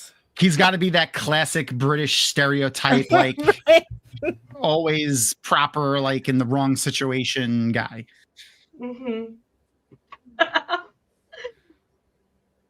Oh, and they said surprisingly, very like even when they were filming in Morocco, they had very little issues with heat stroke because they had people in the medical cast made a special drink for them to drink that would keep their electrolytes up and stuff because everyone was chugging water. And I was like, oh, is it just Pedialyte? Because Pedialyte is that. A couple of my orders to make sure I have plenty of IV. What is that? Liquid IV? Yep. Yeah. Pedialyte is the best shit. It's really good for pre-hangover, post-hangover. It's really, really good. It's literally the best. Yeah. So this is hangover related. It's lady related.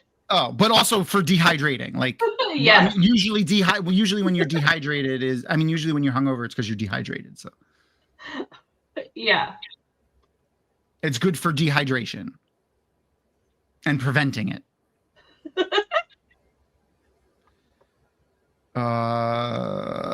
Okay, don't need this one anymore. I like going through my notes and just deleting them as I read them so I don't get confused. Makes sense. It's an archaeologist a gun. Mm-hmm. That's funny. Brendan Fraser quoted Anakin Skywalker in a recent interview too. They asked him about the sand, and he said, "I don't like sand. It's coarse and rough and irritating, and it gets everywhere."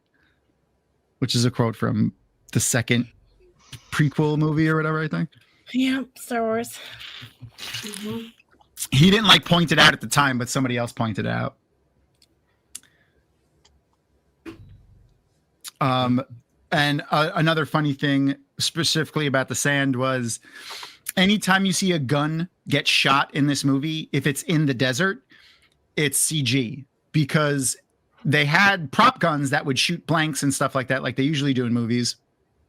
But they kept getting clogged so often with sand, and it took so long to fix them that they were just like, never mind, just leave it, and we'll just add the gunshots in post. So like after the beginning of the movie, like the big fight scene in the beginning when like O'Connell and Benny are there in the beginning, they stopped, like all the guns just did nothing when they pulled the triggers because they were all broken from being clogged with sand. Jeez. Which I would never, like I tried to notice, like I tried to watch afterwards and I couldn't tell. So at least they did that good in post-production. With the CG, not as bad as the ghost of an Noxuna moon when it went in.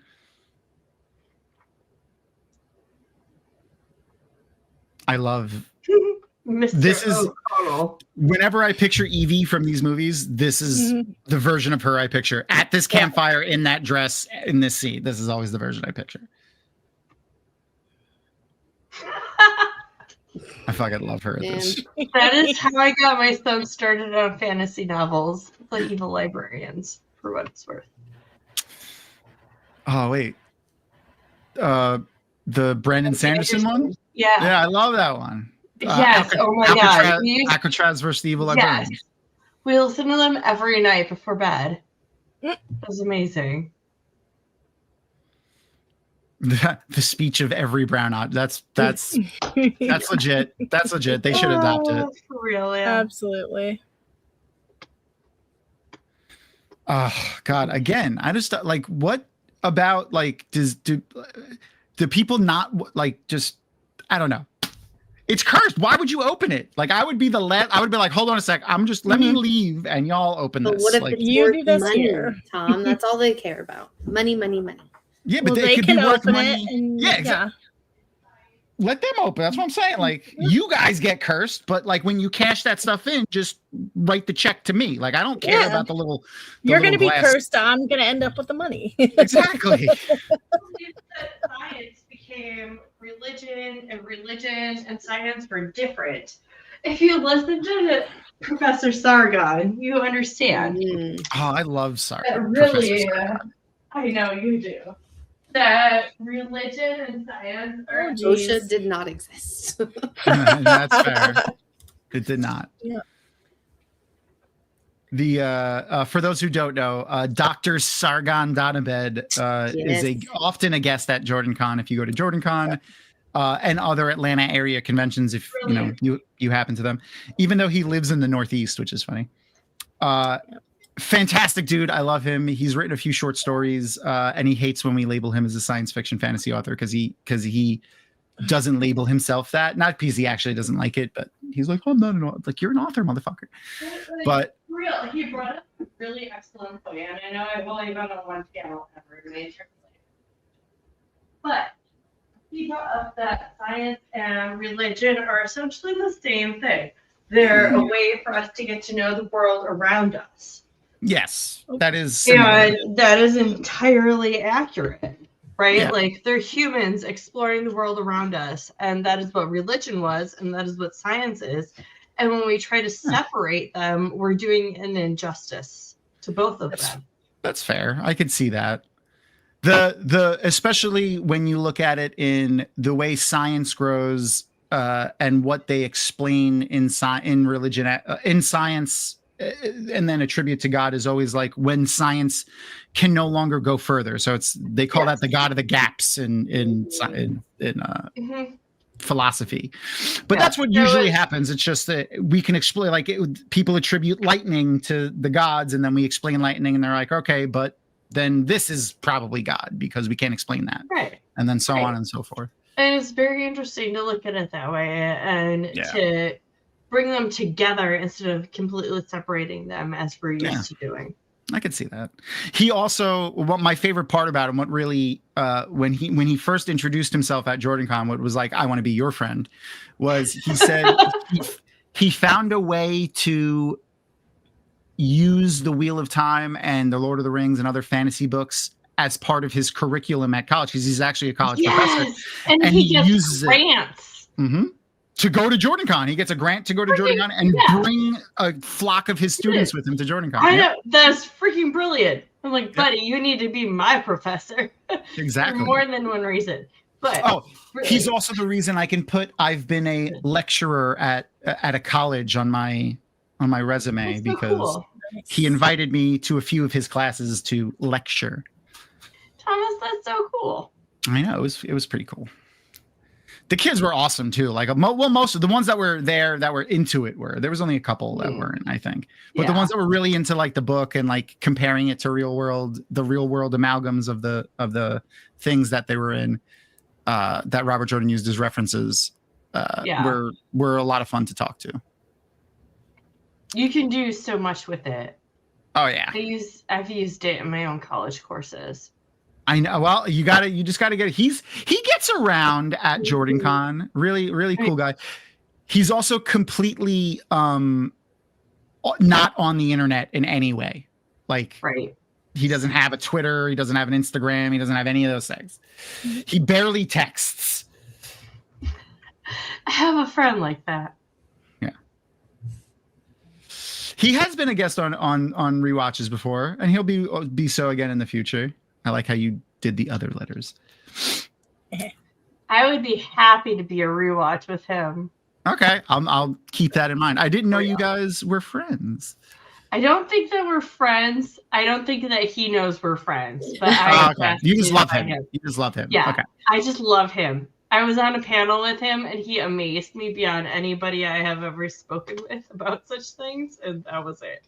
And that's why I love putting, like, when I used to help build the panelist schedule at JordanCon and like pick who went on what panel, I loved mix and matching people like that, like a content creator and a college professor, like that's because you guys are going to have really interesting points that are completely. Oh my God. It was like the best panel. Like, I've never been part of a panel before, but I had so much fun and like learned so much at the same time. Like, it was amazing. And that is why I would definitely be on anything with him again, because it was just amazing.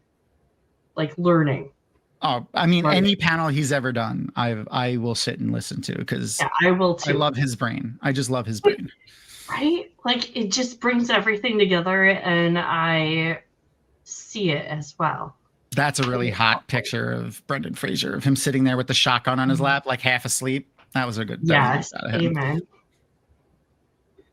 Thank you, He's Brendan got some nice Fraser. boots on too. He's got those knee-high boots. Those boots. Right. Yes. He's got those knee highs on too. Standing Buddy, in attention. how many pairs of boots do you have? Exactly. 3, 10. Let me know. Oh man, I want that book. Like I want the book. Like I want it. It's just so pretty. Ugh. Yeah.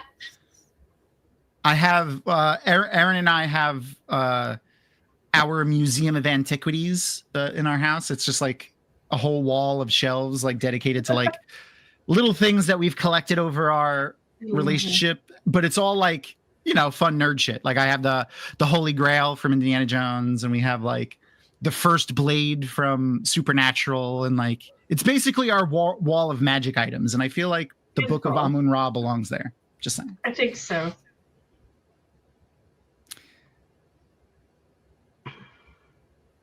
Fucking Benny. I don't know why I enjoy Benny so much, but I really do. I'm gonna say that I think the bugs are why I was very anti this movie. Because it's great. Yeah. It's awful. No, the crazy Those bugs- bugs. I mean, terrible. The bugs, yeah, the bugs are bugs. awful. Yeah, Those yeah, yeah. Scarabs. the beetles Yeah. and the Yeah. crickets Oh. and the locusts. And the Yeah. locusts right now, Yeah. yeah. Ugh. I remember watching that in the theater. And I saw it in theaters too. I can Mhm. see 15-year-old me being like, bugs, nope, I'm out. He really Oh, did I that hated too. bugs. That Do you remember actor watching was the actually OG covered in those. Jumanji? Ugh, No. no thanks. Oh, Couldn't be yeah. me. Coming at you. Mm-hmm. Mm-hmm. No, what it no. reminded me of. This guy's really having a Oh, Velma look, moment. it's how I see I the know. world at night. Oh, man. I feel bad for the guy that loses his glasses and then his tongue and then his eyes. And his Oh, fez. God. I know. He lost his glasses and his eyes and his fez all at the same time. All at the same time. Sons of bitches. No, the Tom, one. I can't get over your bow. I want one so bad. It's so pretty. But blue But okay. or teal. Not teal. There's- Teal. Teal.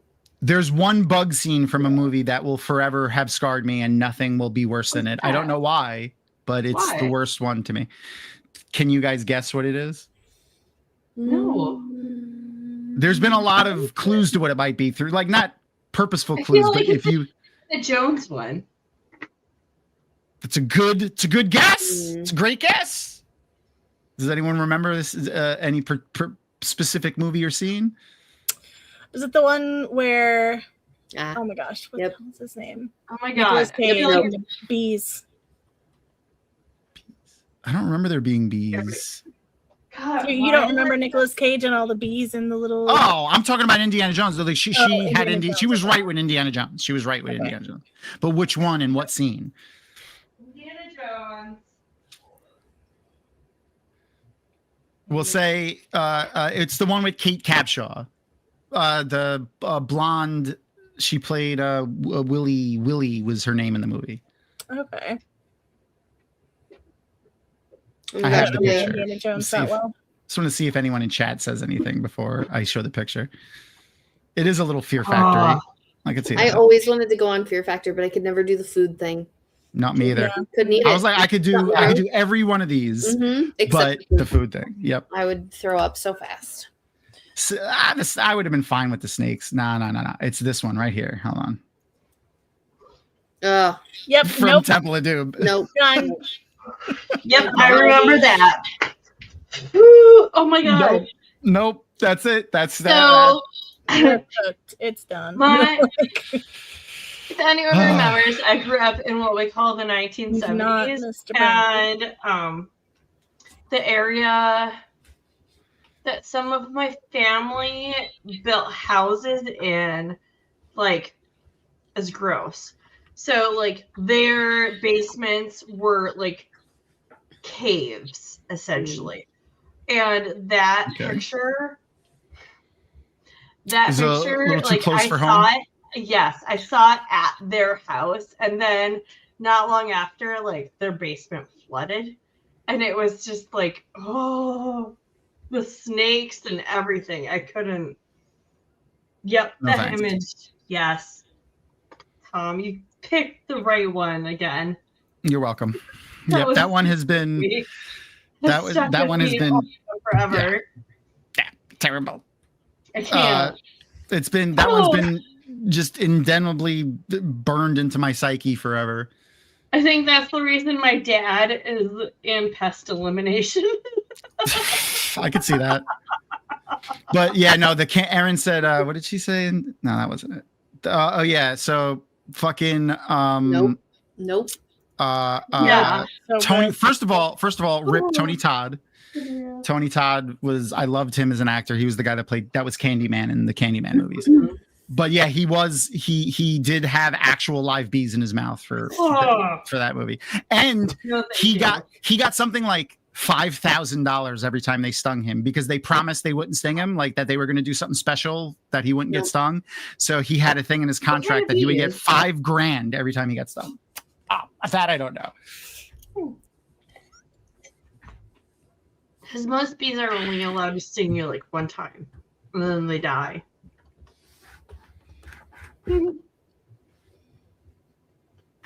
I really liked him a lot in this movie. He was the guy that I don't remember his name. He has an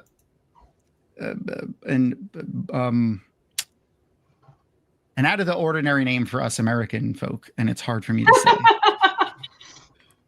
But I love him. That is beautiful. Oded Feher. That's his name. Gorgeous man.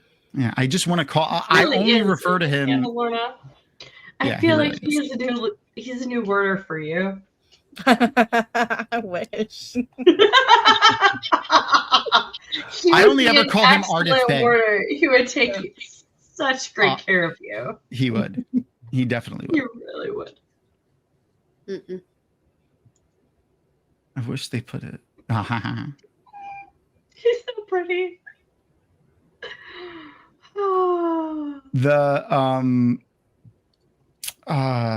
Nope, it's gone. It was there and then it went away.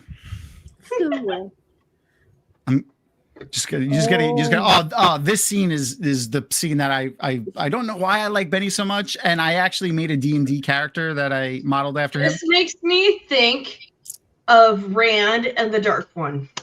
Or Rand and Ishii. I mean, minus the cross. Yeah. But when they first face each other. Okay. I love that he's just like, let me try all these different. I don't know which one. Yeah. Anything gonna work here. Anything gonna work. I love that. He pulls out a Buddhist one in a second, I think. Oh, there it is. There it is. Most of the languages that he's speaking here, by the way, are just gibberish. They're not actual languages. It's just gibberish. I love it. Good job, buddy, making them sound like languages. Yeah. He actually is speaking Hebrew, though. All of the other things that he did was gibberish, but he does speak Hebrew there. Oh, well, happy Passover to those of you who are Jewish out there. Please go and listen to 8 Crazy Nights, Adam Sandler's Hanukkah song. Please welcome your family and celebrate them. One of my favorite, and I've talked about this before, Aaron and I aren't religious in any way. We do observe a lot of the pagan holidays because they're more fun. But there's one thing that I learned about the Jewish religion that I really love, and it's a mitzvah. A mitzvah is a good deed or a good act, but specifically, it has to be one that you gain no recognition for whatsoever. Yeah. I love that too. Yeah. And I love how is that what they do on Friday nights, Saturday nights? They share the things from the week that have bothered them or they've done well. And I love that Shabbats. Yep. I know I sound very uncultured at this moment, but it's okay. It's amazing. And I know one of our resident Watt family people, Snakes and Foxes, celebrates that. And that's why he's typically not ever at Jordan Con or any of the cons. It is Just Passover time. and- Yes. Yep. Jordan Con is usually the week before, the week after Easter as well. Right. Yeah. And so it's usually during Passover, and so he doesn't typically come, but he is Lanfear the has reason returned. Adalorna and I are here with you. So Oh, he helped us unite and find each other and helped us create North Harbor. that's awesome. Mhm. Lanfear is back. Oh, Lanfear. Danny. Back for like 5 seconds before. Mhm. Yeah. Oh, sniff the camera. Sniff the camera. The scene where his plane crashes in a minute, they Mhm. cut out of all of the versions that play on airplanes. Oh, Huh? Yeah. man. Yep. That would make sense. Yep. And they did at the end of the movie when Anaxunamun, the female when she's in her mummy form, Mhm. they digitally put a, like, I don't know, I think they referred to it as a bikini in the article that I read over her like naughty bits to make it so that they can make a G or a PG rated version of this or something Oh my goodness. to play in other countries. Even though like she's not like exposed anywhere, I don't think that I Mm-mm. saw, but it was weird.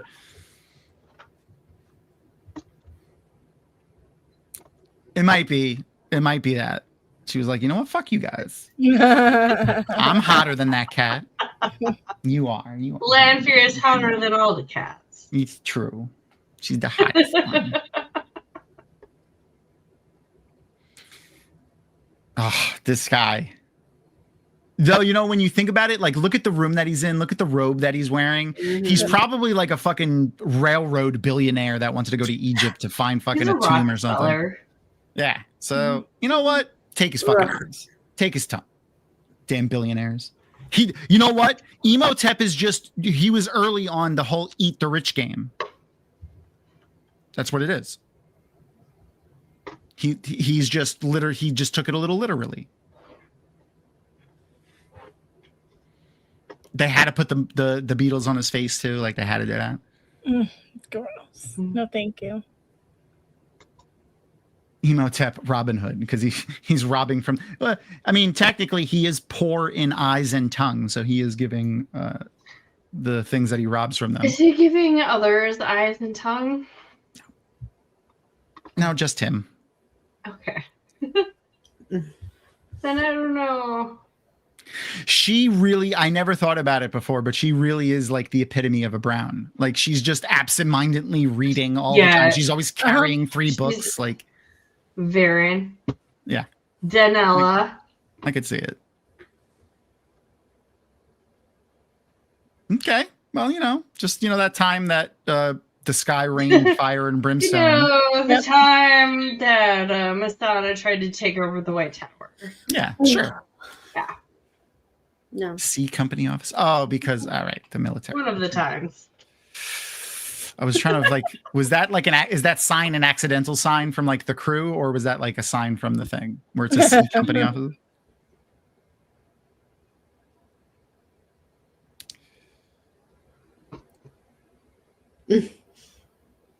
Guys, clearly they're not working. Like, that's fair. Why are you still shooting bullets? The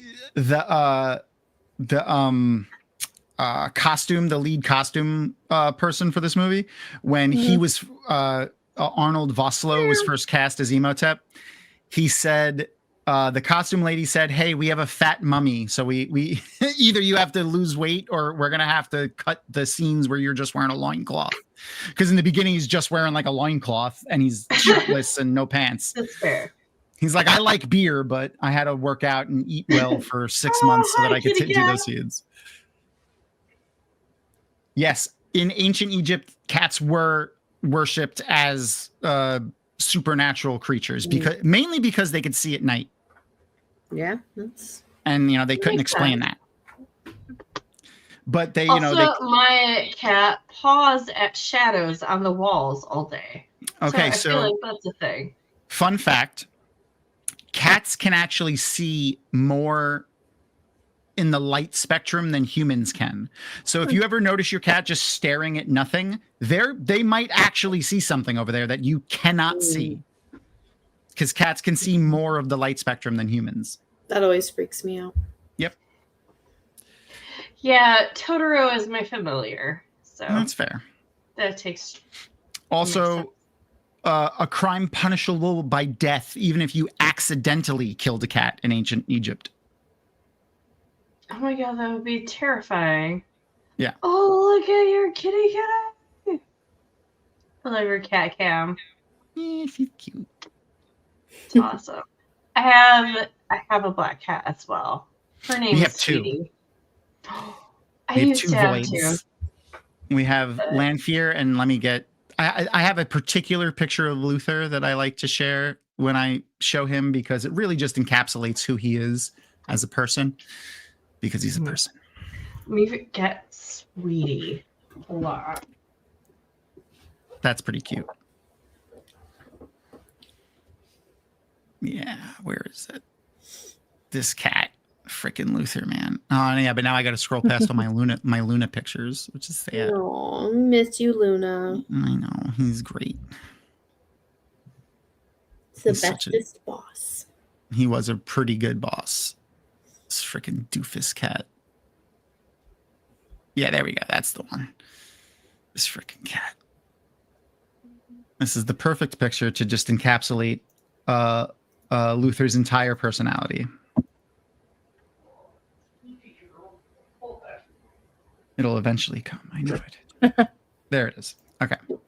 Oh, those are the sweetest. He's asleep there, by the way, Oh, so with his cute. eye open. That is something that he would normally do. Oh, Speaking of cats, there's Yeah. another black cat. meow. This is Sweetie. Oh, he's sweet. Sweetie Sweetie's so Mittens sweet. John Deere is her name. That's fucking hilarious. And random as fuck. Right, because kids in the 1970s.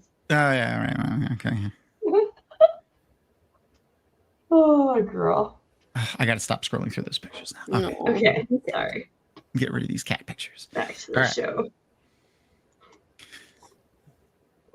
Oh, yeah, and my notes. Make sure I can look at my notes because I spent 6 hours watching interviews and reading articles today. Yes. Oh, they another funny one was also from Arnold Vosloo, who played emo-tep. He said they managed to be good about not drinking the local water, which everyone said like will make them violently ill. Yeah. Except one night where they went to a bar and had gin and tonics, and they thought it would be okay if they just had ice in the drinks. No, guys. Nope. Frozen water.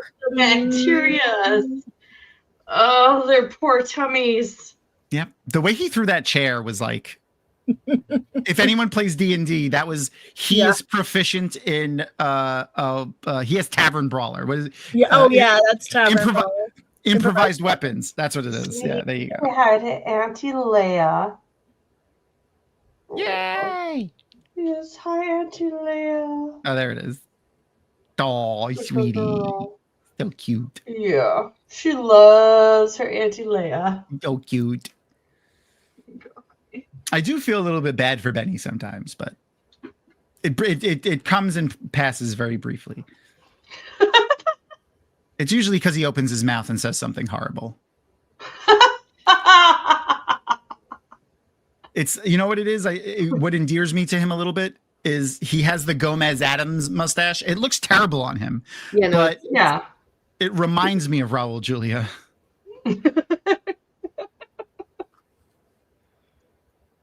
Oh, speaking of, another big announcement I forgot during the Game Awards was they showed a trailer from the new Street Fighter movie, and the cast like in their costumes and everything, and it was pretty fantastic.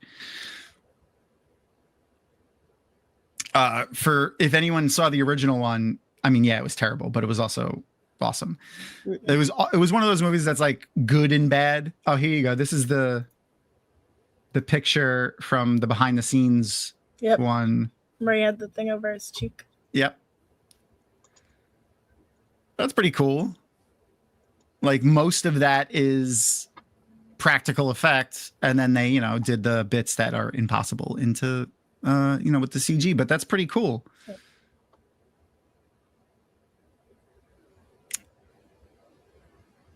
When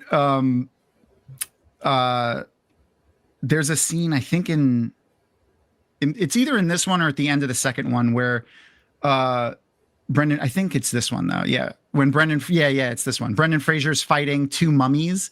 He had to do a motion capture thing, but it was like early motion capture. And the CG mummies that they were going to put in, that they used mocap actors to collect the motion capture from, they couldn't change it once they filmed it because it would be too expensive. So Brendan Fraser had to keep shooting the scene like in a perfectly choreographed way because they couldn't go back and like fix any of the computer generated characters.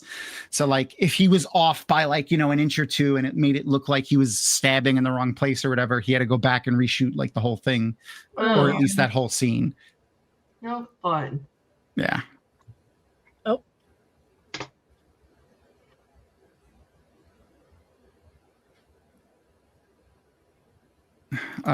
My favorite improvised weapon was the old school muds. I remember those. Watt mud was it's still running. Watt mud still runs actually for people that played that. A throw pillow you could pick up a mage's hidden love nest. Oh God. You can lure mobs to your room with your pillow from your hidden love nest. Okay, that's cute. That's fun. I feel like all of us Wheel of Time fans that have been fans for a long time that are over the age of 40 probably all played on Watt Mud. I played a Game of Stones. I don't remember that one. Yeah. I was on graytower.net back in the day. Mm. That was a role play, for a big role play forum based website. That's surprising. Yeah, Wattmud ran for. Yeah, I never heard still of running. Wattmud, which is crazy. It's only a little younger than. Go ahead. I started well, I'm a little bit younger, and my parents only allowed me so much internet per day. That's fair. So there's that. I know it was before you knew me. Erin was a fan of Wheel of Time before we met. That was one of the reasons that she agreed to go on our first date. Aww. Because she was like, all right. I remember you telling me the story at Georgia Con, Tom. Yeah. That, oh my God. I love your love story. It's so beautiful and perfect. Oh my God. Erin and Tom are beautiful. It fits our culture so well because it's like we grew up in the same town. I knew her brother, but like we met online then still. Like we still met online, which is funny. It's so pretty. Oh, tell me anytime again. My God. Well, it was just she said I remember sitting there. It was so pretty. She said that the only reason she agreed to go out on the first date with me was because of the Wheel of Time reference and that I was, we were from the same town because I spelled things so horribly wrong. And I did all of like the shorthand, like I typed the letter U instead of YOU, but like, man, we were texting on them old phones back in the day. That shit I remember. Yeah, and you gotta hit the button like 5 times. Oh yeah. Yes, in order to get the letter you wanted. Yes. Yes. Oh my gosh. Not typing Y and O. BlackBerry was a thing. Yep. Mm-hmm. I never had a BlackBerry. I went right from the Nokia brick. I loved my BlackBerry. I went right from the brick, the Nokia brick. That's what it is. It's a brick. Yeah, it was a brick. That was the cell phone where you could throw it at somebody and it wouldn't break, but it would hurt the person that you threw it. Those Nokias were the best fucking phones ever. Pardon my language, YouTubes. I still have it and it still works. Oh, I gotta find it. It's in a drawer somewhere. I still have it and the original charger, and I played Snake on it like 2 years ago when I found it and was like, "Does this thing still work?" Like and the original dark in here that was later used in things such as Game of Thrones. They used it here in the Mummy and the Mummy movies first. I mean, not at this very second. But Yeah. there, right, like here, and you'll see more of it. But yeah, like the utilization of dark. They just had. So this is my dream. I want to do this in a crowd one day. I really want to do this in a crowd one day. I'm gonna do this one day. It's on my bucket list. Erin has stopped me before from doing it. Oh my god. Thomas, you and your wife are made for each other. I want to meet the both of you sometime. Yes. I'm on the East Coast now. I can. Yay. Well, if you're ever in Florida, you just tell me. And if we end up at a convention together, obviously we'll hang out. Yeah, for sure. But if you're ever in Florida, you tell me. All right, I will. If you're ever in Pennsylvania, you tell me. Okay. If you look on the curbs here, they forgot to like hide the fire lane. Look, see the painted curbs? Mm-hmm. It has the fire lane thing painted on it.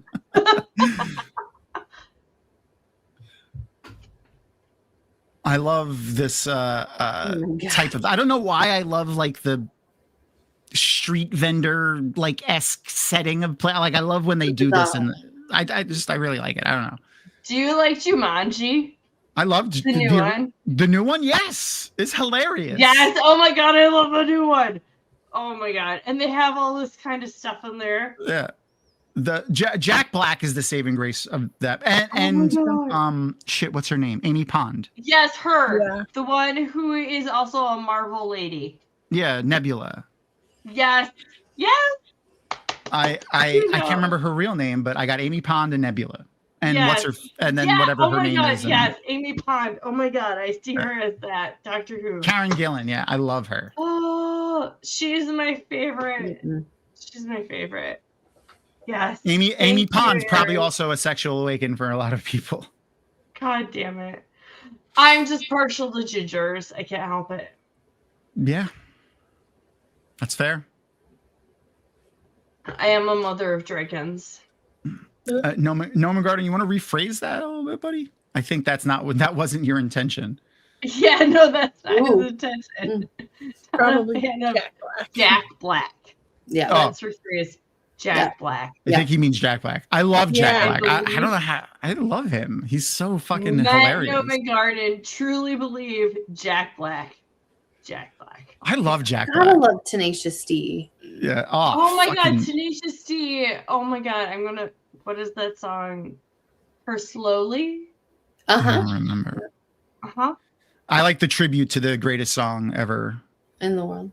Yeah, that's one of my favorites. I also really enjoy Jack Black when he sings Peaches.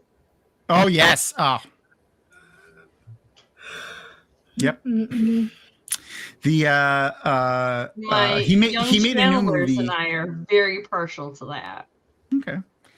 He just did a new movie, I think last Christmas, that was called Dear Satan, which was a dyslexic kid writing a note to Santa, and he and accidentally writes a note to Satan, and Jack Black is Satan. I think that those are my children. That's me, by the way. Yeah, for real. Like I might have loved that movie because I've done that before. So yeah, I think I have possibly accidentally done that before. Oh, I'm severely dyslexic. So.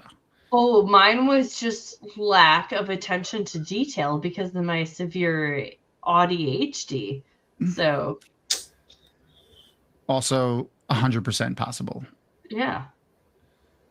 Like, I love Santa, but like. Who doesn't also love Satan? Right, but I know how to spell your name, but I don't care. I just need to tell you this whole story after Dear Santa. That's fair. Satan. I am a proud member of the. I forgot what the official Satanic Church or the official Satanic, the one that's just like, everyone should be equal. They made part of their religious thing that you have to be allowed to get an abortion, so that if you are a member of the Satanic Church, you have to be allowed to get one because it's a religious right. It's part of your religious rights. That's interesting. Yep. There's a bunch of cases in court right now. That even conservative Jews believe that abortion is Yeah, right. it's in the Torah. Because it's in the Yeah. Torah, yeah. Yeah, it's amazing. Mm-hmm. I'm like, what a small, tiny portion of the population that believes that it shouldn't be. Yeah. And there's the museum guy out there fucking. I think this is one of the only movies that he's been like a badass in a little bit. No. Ooh, fans, let's go. Anyone remember him from Mr. Deeds? He was one of the guys that's on the board in Mr. Deeds. He was like, he says like really funny. At the end of the movie, he's really funny. Like Deeds makes him open up, and he's like a little kid, and it's funny. He has some funny lines in it. Also a great movie. It. I fell asleep. I love not because of the movie, but because of the time of day I was watching the movie. That's fair. John Turturro, I fucking love him in that movie. Oh, very, very sneaky. Very, very sneaky. This is beautiful. Oh shit! I forgot that he was in Stargate. You're right. You're right. I'm wrong. Sorry. Would you guys ever fly in one of these tiny little planes? Absolutely not. Nope, never. Yeah, thank you. Not Never. I would not even for a moment. No, not a Cessna. Flown. Not a Cessna. This is open. Oh, a biplane. I have not. I've flown flown in a 2-person Cessna. I have not flown in a biplane. Nope. Okay. I have watched people fly in biplanes because I grew up near Oshkosh, home of EAA, the Experimental Aircraft Association. Oh, That's cool. Oh, fun. Sounds But they have a lot of this stuff coming over growing up. Like they would fly over us on their way to there, and it was amazing watching this stuff go. Does these little shots that they're getting of them in the plane remind you of any other Indiana Jones scenes? Maybe this one. Oh my god, I miss all the Indiana Jones movies. Like that shot of them sitting like a second ago looked exactly like this. Yes, what a tribute. 100% was like a huge homage to Indiana Jones, this movie. I would be 100% on board watching Indiana Jones movies with you. Me too. Oh, I watched them. Yeah. I watch Indiana Jones often. Like all of them in a row. Like I haven't watched them. I watched them with my daughter when she was like 6. And so that's 8 or 9 years ago. So it's time. I haven't watched any indie movies since. This scene here, when Arnold Vosloo described like the acting direction for this, he was like, okay, I didn't know what to do, and I wasn't the director didn't like anything I was doing, so he literally just stood off camera with a bullhorn because it was really windy and we couldn't hear each other, screaming, okay, lift your arms up, tilt your head back and open your mouth. All right, now look over at Rachel. And he's like, when I looked over at Rachel, I was like, we're never going to work again after this movie. He's like, you know, it'll be really cool is watch, and I know I'm a nerd, but whatever. So are all of us. You're in good company. Like watching some of these like flight scenes, flying movies at the EAA Museum in Oshkosh, Wisconsin. Oshkosh. Like Jess, the Amerlin, she is within driving distance there. I think it's Kayla is near her as well. Oh, like that's there's awesome. so many opportunities, and we can meet up and we could talk about like our favorite like flight scenes and like tour the EAA museum, and they have planes and simulated rides and everything like that. That's like cool. For the history of the experimental aircrafts. That's pretty cool. Yeah, it's really cool. I went there as in school a few times, and I think it's really cool, and I am pretty sure that you can camp out in there too. That's awesome. They did that at our local aquarium once, and Aaron and I missed. It was an adult only too. Ooh, fun. Yeah. sleep over at the aquarium. We missed it. I want to do it though if they ever do it again. You can pay to do that. So at I the think zoo that here. would be a super cool thing to check into. Anyone in the Midwest, It's never been more Indiana, evident Illinois, based off of your Iowa, accent Wisconsin, Minnesota. that you're from the Midwest, and then when you say Oshkosh. Yeah. Right? Oh my goodness. So I've been carefully getting into the Eastern accent. Okay. You get there. Don't worry. Oshkosh. Yeah, that makes sense. I can't It's in lose. Wisconsin, and that sounds more like Wisconsin. Southern. I think I've lost my New York accent until No. everyone's just like, "Oh, you're No. right." No. Absolutely, you have not. It Okay. just You have depends on not. what you say. Yeah. I don't hear it. Obviously, I guess. I only hear it when I'm editing, and it makes me sad. Oh, I can't. I hate listening to myself too. It's the worst. It's the worst. It's absolutely the worst. I'm like, I don't want to hear it. And Can I Nick- just edit out my whole speaking thing so I don't have to hear it? I'll just cut everything out. That'll work. Exactly. Yep. Exactly. I know And he did. Eva Lorna has the most perfect voice and perfect amount of accent on all of her vowels.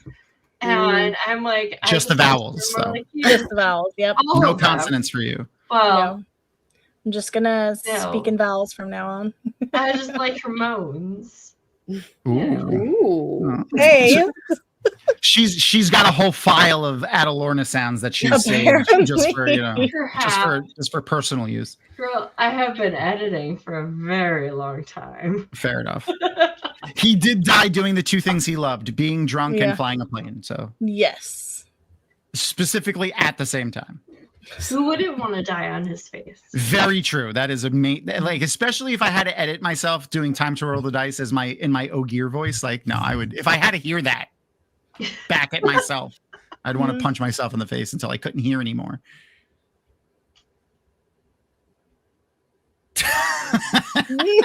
Put your back into it. Oh yeah, well, actually, yeah, good job. Chop, chop. Supervising. Yeah. No. You know what it is? He doesn't have a clipboard or a white hard hat. Oh, yeah. That's what it is. Oh, well, can we leave the bugs alone, please? I know. Ooh, shiny. many bugs. Ooh, shiny. Yeah, and yeah. Oh. This is when they pop it out too. Who said that Harry Potter is every fantasy show or book? Not me. It's right. Nope. Because this makes me think of it and the slugs coming out and the. Oh yeah, okay. whatever. But that was funny though. That didn't make me grossed out. That was season. funny. Yeah, This is This gross. makes me think of Stranger Things. A little bit, yeah. The new season was fantastic. Oh my god, I can't wait. The It's it on also I it's forgot. on Oh, the Christmas Day show. okay. For I when it forgot to- comes out the next set. Oh yeah, right. I forgot it comes out the day after Christmas, right? The next part. Yes. Okay. Yeah. The next part comes out, so we're all set up to like sit down and veg and watch Stranger Things. That's exciting. I forgot Very to mention during the what have we watched lately segment. I finished Welcome to Derry Oh. yesterday. Fucking pretty good, man. And I really like the new like the lore that they're building around the show and the way that they've hinted at like a season 2 of Derry and how they're going to do it is genius. And I don't want to spoil it for anybody. So if Yeah. you're on the fence about watching it and you're okay with horror, because it's strict, Creepy. very, Yeah. very horror, you should check it out because it's pretty fantastic. I will not be watching it. Yeah, it's very horror. It's No, thank you. yeah, it's scary. It's definitely scary for people that don't like horror movies for sure. Mhm, mhm. It's very much giving Aladdin vibes. Oh yeah, It would you is, be able? yeah. Would you be able to resist just slipping something in your pocket? I mean, Oh. it depends. I don't know, man. I don't know if I'd be able A to. Terran grill or two, I might Ooh. need to slip in my pocket. Yeah. Oh my I god, could you imagine if this was in the Wheel of Time? If this was like Tehran grills and song grills and Well, shit? just think, This this is is them brilliant. walking into Airdall. Yeah. Oh, Darla yeah. Oh yeah, when Mashadar made the room look like it was all covered in jewels and gold and stuff. Yeah. Also, it wasn't gold, but like the room of requirement. In Harry Potter. Yeah, like a matte. Oh, yeah. And the poof, everything starts shooting out at you. Yeah. This also reminds me of a very recent Dresden novel. I love the Dresden Files. I shouldn't say very recent, but one of the more recent ones. I'm only about halfway through that. Here's my Bob the Skull from the Dresden Files novels, if anyone Nice. that have read them. He even has all the carvings in him. Like, oh my God, I'm so excited for the next book. Yeah, one day it'll come out. Yeah. Yeah. Hey, I have prepaid for January, I think is the release date. Yeah, we'll see. Point. It's not as bad. It's not as bad as George R. R. Martin. So and Butcher has valid excuses for why it took so long to get the last couple books out. So oh, I can't do that. Also a real rat. Rats. Yeah, me. Sorry about the rats. A good friend of mine growing up, he had a rat as a pet, and it was really cute. My cousins had mice. Oh no, this was a rat. It was huge. Yeah, I can't do rats. They can't do mice. Again, like I'm going to get a Thanks, no. Secret of the Ooze tattoo, but there will be no Master Splinter? What? No Master Splinter in my tattoo. For a variety of reasons. That's fair. You got to show it to me when you get it. I want to see it when you get it. I have to find out where to get it. That's my quest right now. Yeah, finding a good tattoo artist that you trust is tough, man. Yeah. That's why it's like I still go like I haven't gotten another tattoo since I found my guy in New York that I go to, like that I went to when I was living there, and I can't bring myself to cheat on him and go to another person. He's just so good. I've heard that there are good ones in Atlanta around the times of JordanCon. But I'm in Central PA right now. So if anyone out there has any suggestions for a tattoo artist for me, I would greatly appreciate it because I need to get my Secret of the Ooze tattoo. In the area of Central Pennsylvania.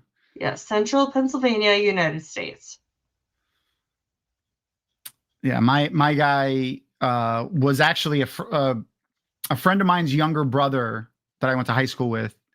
That's cool. And I knew him in high school. He was 2 years younger than me, but we had the same art class, and I used to hang out with him a lot. That's cool. He did my, Aiel clan chief tattoo that I got.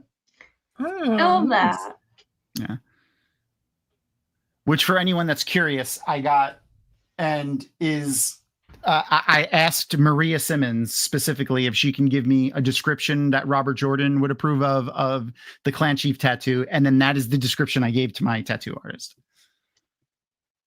Oh my God, it's so beautiful. How does he live, by the way, from that? He's literally getting dragged into a corridor full of zombies or mummies with no way to save him or anyone to come and get him, and somehow he lives. It's so like that part right there was just very like Matt Tom Noel trying to get out of the world of the Fed. Okay, I can see that. Mm-hmm. That's what it made me think of. So instead of mummies running around, it's snakes and foxes. Exactly. I love Maria. She's easily one of my favorite people. Maria is amazing. I agree.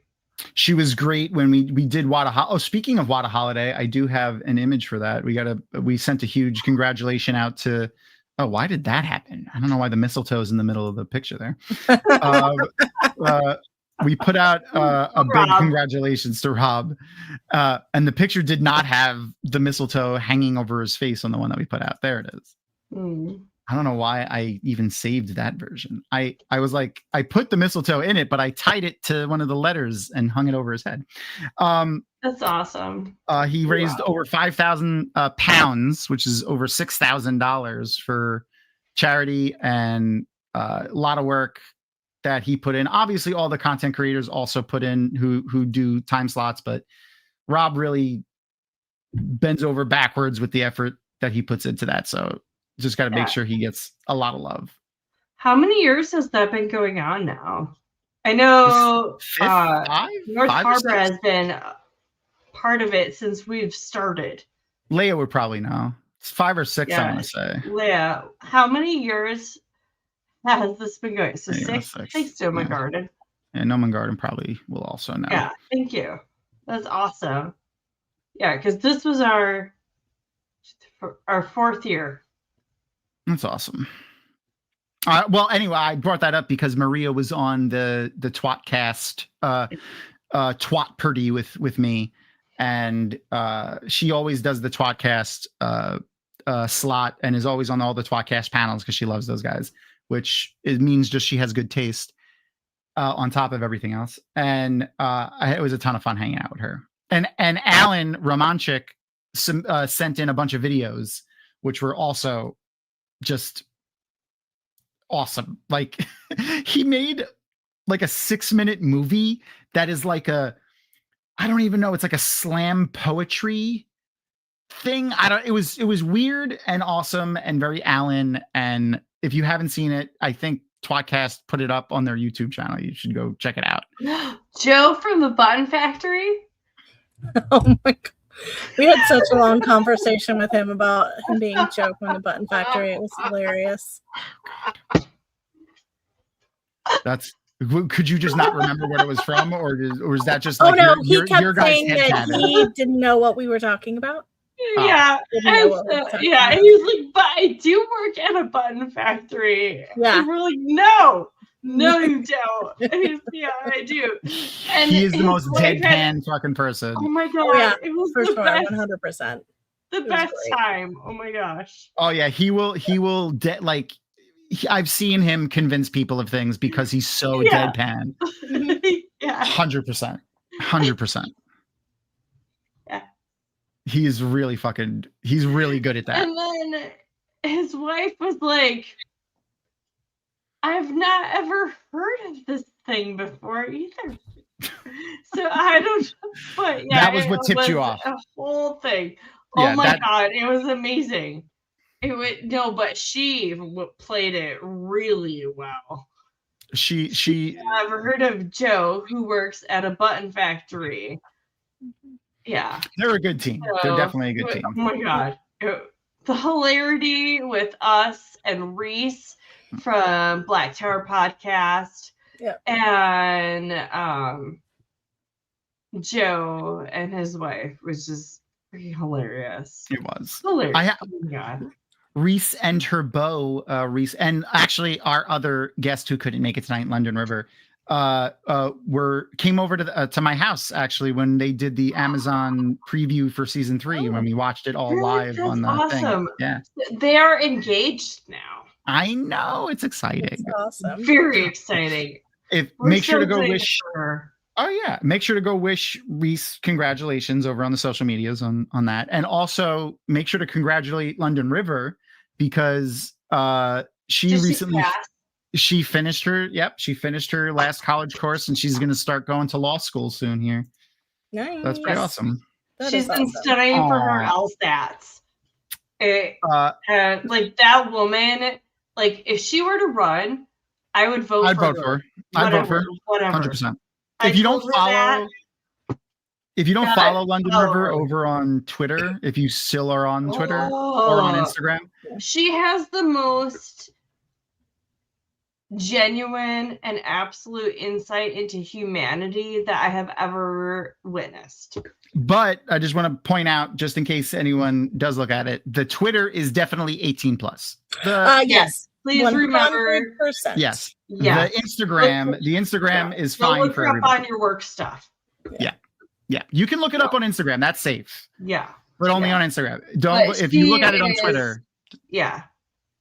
Like she's 18 plus. She's amazing. She's brilliant. She has insight into humanity. And I told her before I would vote for you. Like 100%. 100%. She gets it.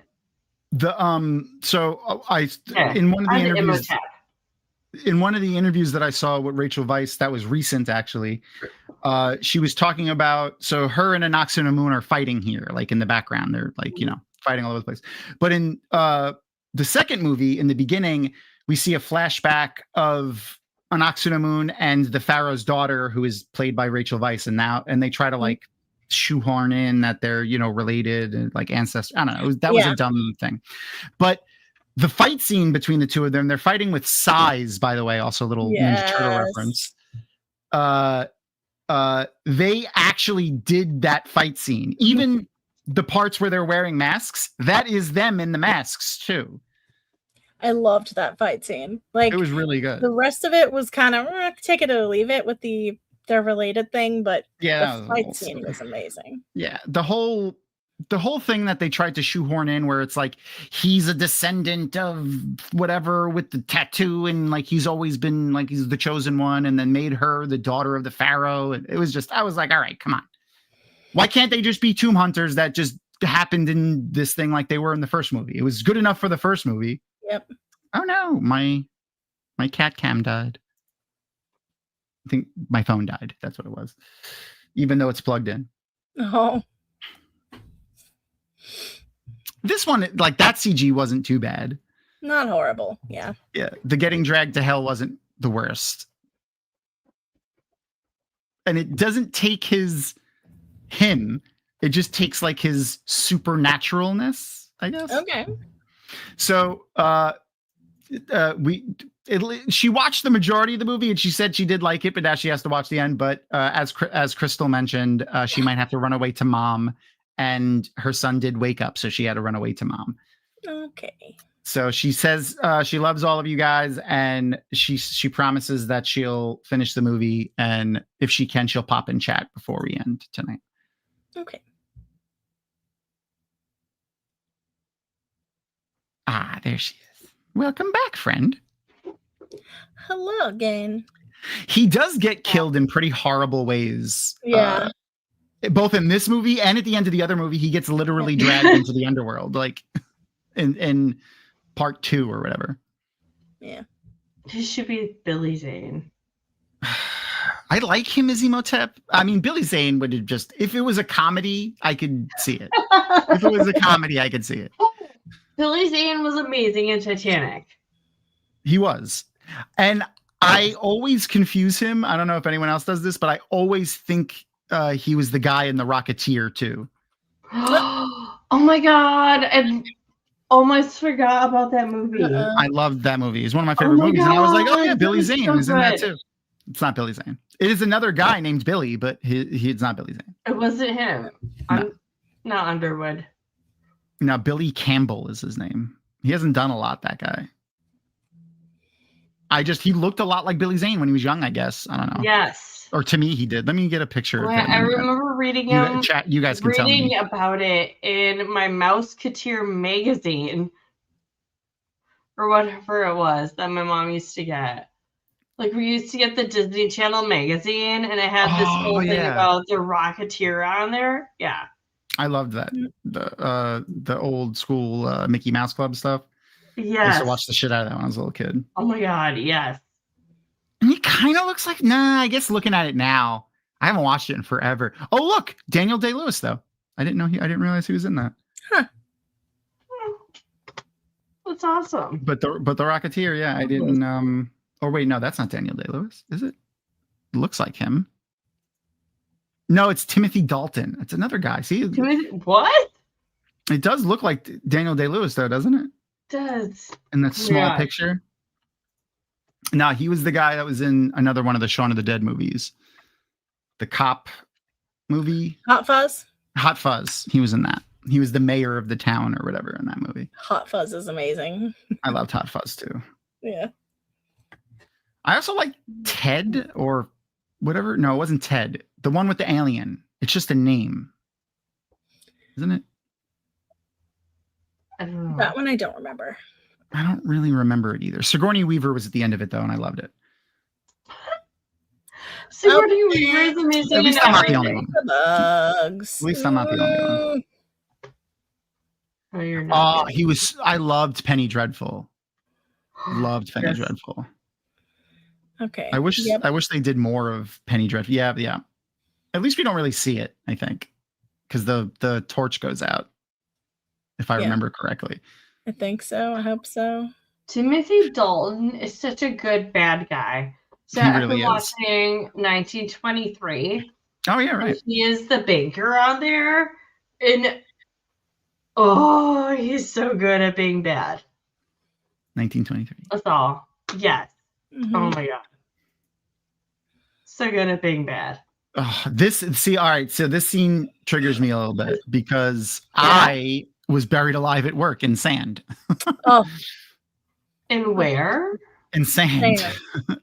At work. I was at work and I used to do we used to dredge, and I was where the sand was coming out of the dredge. And Oh my I was gosh. nowhere near the wet sand, but I stepped on real actual quicksand, which is not like it is in the movies. Me too. Yeah. Sorry. No, it's okay. Did you also get buried?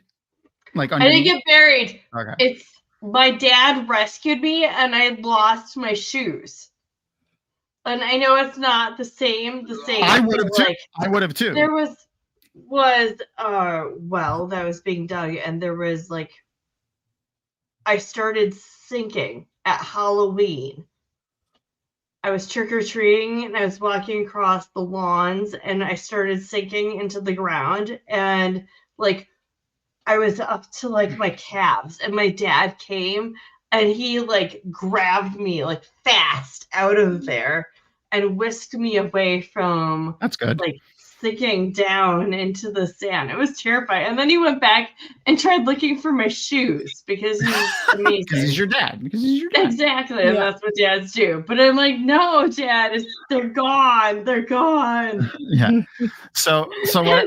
Anyway, yeah, you go forth. Yours is probably much better. Well, it's scarier. It's scarier for sure. The what had happened is so when you dredge, there's a lot of water and stuff like that, but it drops the sand in weird ways.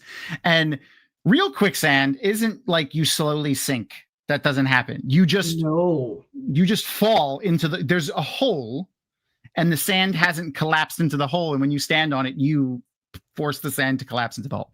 And I dropped down to like here in the sand, and then I was standing next to a dune, like a berm, and it just like slid down and covered me completely. I'm 6'2", so standing with my hands all the way outstretched above my head, my hands still didn't break the ground like the sand. Oh my God, Thomas. Yeah. The only reason I'm convinced that I didn't die was that I was completely alone on the beach, nobody else there.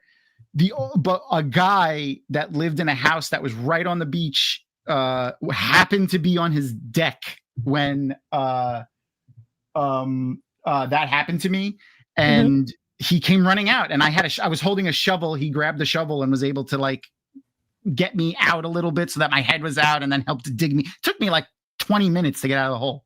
But yeah, no, it was terrifying. It was absolutely terrifying. I cannot even imagine. Like, I was like 6 when my thing happened. Like maybe. I was 24. So, yeah, like I cannot, like even at my age now. Oh my God, I can't imagine. It was terrifying. It was absolutely terrifying. I've been through some shit, and I cannot even imagine that. But they let me go home early that day. At least that was nice. And then so all right, there's a funny another funny part of the story that ends at least so that it's funny. So when we first moved to Florida, we had a leak in our pool, and I was trying to fix it myself. So the way I had to get to it, I had to like dig a hole and then like lay on the ground on my back and like go in the hole upside down so that I could see the hole. I can get my hands in and see, because if I went in forward, I'd be like trying to get to it like that. So anyway, I'm in the hole, laying on my back with my hands in the hole, and I slip, and I literally I planted myself head first in the ground. Is like what happened. So my legs are sticking up in the air, and Erin is standing. I had Erin out with me, but I don't know if for anyone that's ever met us in person, I'm 6'2" and about 260 pounds, and Erin is like 5'5" and nowhere near strong enough to lift me up. So I didn't know until this moment that I was claustrophobic, but I am claustrophobic. No. And I started freaking out. And Erin is trying to like, Erin is trying to grab my legs and pull me out of the hole. And I'm screaming because I'm just like, I'm stuck. I'm stuck. I'm stuck. I'm stuck. I'm stuck. I'm stuck. I'm stuck. And I just started screaming that I'm stuck.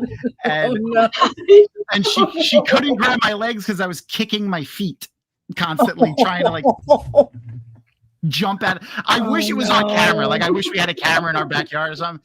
But it was, like afterwards, after I got out, I laughed about it because she's hysterical. She was crying, laughing. So she's trying to dodge my feet that are kicking and laughing. And I can't even imagine. Oh my God. Because it wasn't like dangerous. I was like, the hole was 2 feet deep. Oh, thank God. Yeah. It was like, that's why she was laughing, because it wasn't dangerous in any way. And we were like, but it was, God, it was definitely like something out of a fucking movie. I wish we had a camera. It sounds like an Alcatraz novel. Probably. Anything that can go wrong will go wrong. That's my superpower. That's my Alcatraz power. Yeah, I was not. I think there's one that buries their head in the sand. So my arms were pinned in the hole too, and literally I punched my way out of the ground is what happened. Like I was going so crazy trying to kick my legs to get out, and I couldn't free my arms. I just started punching until my hands came up out of the ground, and then I pulled myself out of the ground. Oh my God. Yeah, it was crazy. I was not having it. I apparently I'm claustrophobic. I didn't know until that moment though. That was like I said, I wish we had a camera. It would have been hilarious. But anyway, yeah. So if you're still in the Discords, yes, we are done with our watch party for the evening. But it's time to take down our poll that we've had running, so we can see what movie we're going to watch next. So Erin, take down the poll and then let us know what movie we're watching, because I can't see it in the chat on StreamYard, because of obviously that wouldn't be something to do for StreamYard. They've been getting better. StreamYard has been putting some stuff in. Nothing that anyone has asked for. It's just random crap, but at least it's better than nothing, I guess. Yeah. But yes, we'll find out. So thank you everyone who participated in the voting. We're going to find out what movie we're going to watch. Yes! Die Hard is the winner. We'll be watching my favorite Christmas movie. All right, Rebecca, Sadai, Die Hard, Christmas movie, yay or nay? Yay. Okay. Adelona? Absolutely. Okay. I mean, it's okay if you guys are wrong, but like, you're right. I can be wrong sometimes, but yeah, I wouldn't hold it against you if you were wrong. But, so my argument, just for all of my friends, everyone watching tonight that's a Die Hard as a Christmas movie person, my favorite argument to make for it is Christmas is the catalyst of the entire movie. If it wasn't Christmas, the movie wouldn't have happened. He was only invited to LA because it was a Christmas party for his wife's office. It's the only reason he was invited. Essentially why it is the Christmas movie. Exactly. The Christmas is the catalyst of the entire movie, and you can never fight me on it. Though I do have a questionable Christmas movie that's in the same vein as Die Hard, and that's the first Lethal Weapon movie. The movie opens up with a Christmas song. Okay, fair. And the movie ends with a car crashing through a living room with a Christmas tree and all the presents, and there's snow on the ground, and it's Christmas Day. Like, that's how the movie ends. So, okay. Yeah. Mm-hmm. And for some reason, a piece of trivia that I'll never forget, their car's call sign in that first movie is 3 William 56. I don't know why that's just burned into my brain forever, but it is. It was recently in a movie that Erin and I watched, or a TV show that Erin and I watched, or no. Oh shit, Erin will remember. We just watched a movie. Distress? Oh, no, a TV show. A woman is an FBI agent and she gets kidnapped and then is missing for like 9 years. And then they find her again or something like that. And in that show, one of the detectives, his call sign on his car is 3 William 56. So they drop it in movies and stuff every now and again, which is interesting. I forgot the name of that show. Erin will say it in chat in a second because she's the one that started watching it and then was like, "You should watch this." And I was like, "All right, it was okay." It was all right. It was just a little far-fetched and the acting wasn't like great, but it was good. Yeah, Abstentia, right? Because they declared her dead in absentia, but then they had to bring her back to life because they found her after 6 years or something, supposedly being missing. That's what it was. Okay. Yeah, and toward the end of the show, there's a detective, not an FBI agent, and his car's call sign was 3 William 56. And I was like, oh, Lethal Weapon. I like it. Welcome to my brain. That isn't my brain. Yeah. Yeah. Okay, so at the end of our shows, for people that have done our interview, which you guys have done, Yes. we have been playing like a silly this or that game. Okay. So, and we usually theme it for whatever we've been watching. So I'm going to theme it for The Mummy. And the first one that is going to come up, I'm going to give to Adalorna. And I'm going to just make it nice and hard for you.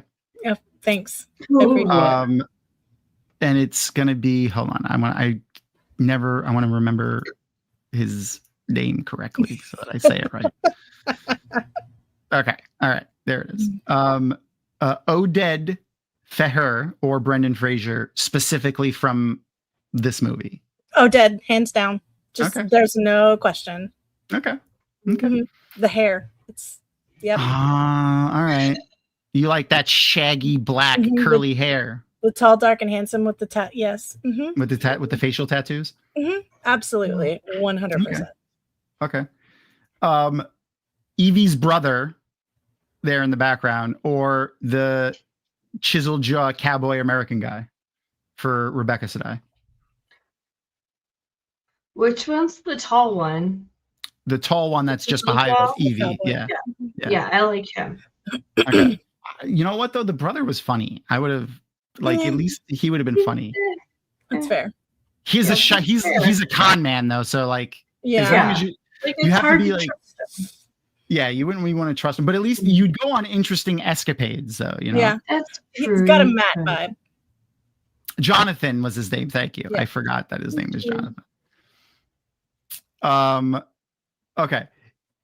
If you had to pick whether you were emo-tep and you got his powers, but you looked like this version of emo-tep. Where did it go? Oh, there it is. Okay. You know, like the like he's mostly put together again, but still, still a little sticky, a little dry. But you got all his powers, right? Or The Rock. Oh gosh, what? But you have to look like this. You have to look like this. God damn it! In the real world. And that's for Adalorna.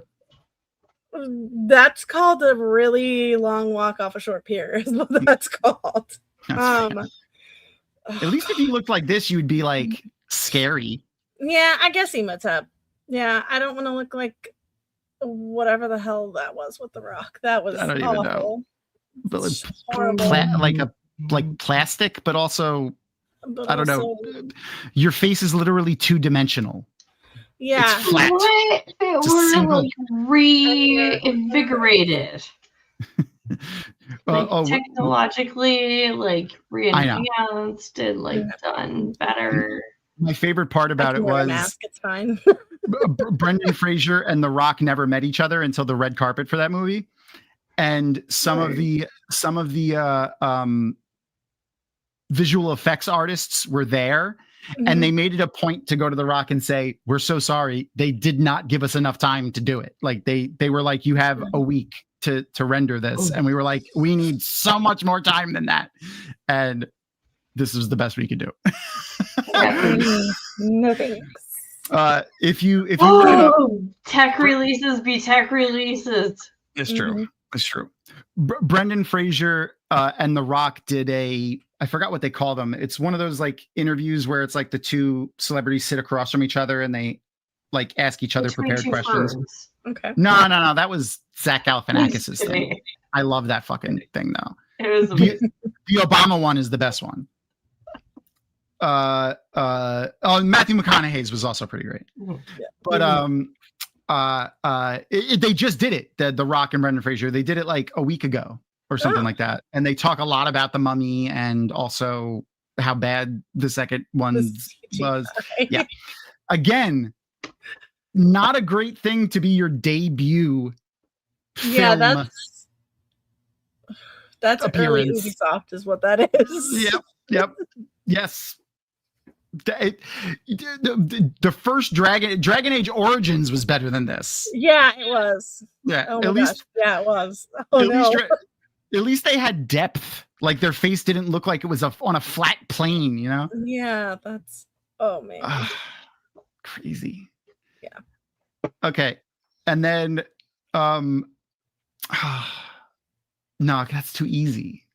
I was gonna say between that and the third movie, but I mean that's just an easy, obvious answer. Mm-hmm.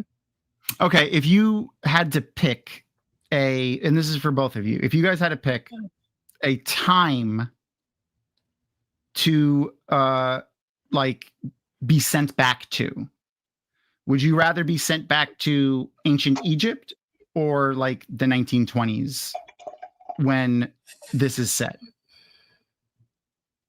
I don't know exactly when it's set, to tell you the truth. I want to say it's around the 20s, maybe. Right. Yeah, I think it is around the 20s. I think it's pre-World War II, just based on, or maybe right around World War II, just based on some of the technology that they have and the guns that they're using. Between 1 and 2. Yeah. Okay. Yeah. The time frame. Yeah. So would you rather go back to ancient Egypt or, 1920s, 1930s? Ancient Egypt for me, hands down. I'm good with it. Yes. I mean, if you want to look at it, women actually had power then. Literally, you took the words right out of my mouth. Perfect. See, again, me and you on the same wavelength. I was going to say, at least women were, were not viewed as, they were viewed as full human beings and they didn't need permission for things. I mean, I'm sure it wasn't perfect then either, but. Right, but definitely better. Far better than the 20s. Yeah, you didn't need a husband or a father to get a credit card. I mean, credit cards didn't exist, but you know what I mean. Right, yeah. And wasn't that right around Prohibition too? No thanks. Oh yeah, right. Yeah, that was right. I mean, not that Prohibition actually stopped drinking. Right, because there were speakeasies, but still. Yeah. Welcome to the Midwest, folks. All right, that's our silly little this or that game. I couldn't really think of anything for the Mummy, though. Yeah. That wasn't just such an obvious choice. Yeah. Well, I mean, okay. For most people, the Brendan Fraser versus Odette thing would have been. No, I got it. Okay, we're gonna find your best one. So we're gonna start off with Jonathan. So that's Evie's brother versus or emo-tep. Pick. I mean emo-tep. Okay, so we got emo-tep. All right, now emo-tep or the sexy cowboy guy? The sexy cowboy guy. Okay, sexy cowboy guy. So now sexy cowboy guy or Benny. I mean, obviously it's going to be sexy cowboy guy. Yeah. Sexy cowboy guy. Absolutely. Sexy cowboy guy or Evie. Rachel Weisz. Oh, Evie. Okay. Evie or Brendan Fraser? Evie. Ooh. Both? you gotta pick one. Oh. In my imaginary game. Yep. In the real world, you could probably. I feel like you could probably. Well, if Adalorna says Evie, I'll take Brendon. Okay. And then we can. Okay, so then this will just be for Adalorna for a second. Oh. Evie or oh shit, I always remember his name in the movie, and now Ardeth. Evie or Ardeth Bay. Oded Feher. Oh, that's the one with the long hair. Oh, Mm-hmm. that's a difficult. No, it's Odette here. Okay. And then I guess that's the last of like the really hot people from that movie. Okay, so that's yours. All right. So now where we deviated with Rebecca Sedai, Brendan Fraser or Oded Feher. Well, I'll stick with Brendon for now. Okay. Yeah. Just for now. Just for now. Yeah, for now. Just keeping our options Yeah, because well, here's what I figure: a sister shares. I mean, fair actually. Okay, that's fair. So I feel like they would not object. Share. Yeah, Fair you can enough. have weekends. Yeah. Like We can sharing trade. custody. That's I'm hilarious. very okay with this. This cast was just stacked with fucking. Yeah. Right? I oh mean, my god. I don't know. Like, did they do it on purpose? Like, I don't know. They had to have.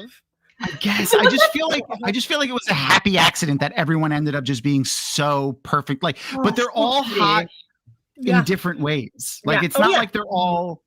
Like I feel like a good example of that is the Saved. Like you brought up Saved before. They're all hot, but like most of like they're hot in the same kind of way. If it makes sense. Yeah. Where like, you know, we have They're hot in very different ways. It's just hot in so many different ways. Even Jonathan, like I feel like even Jonathan, her brother, is pretty good looking. Like he's not like. He's all right. Yeah, all right. I'm not like completely bypassing him. He's just not my favorite in that. Yeah. No, not my favorite for sure. Yeah, I just movie. there's just others. All right. I have a type.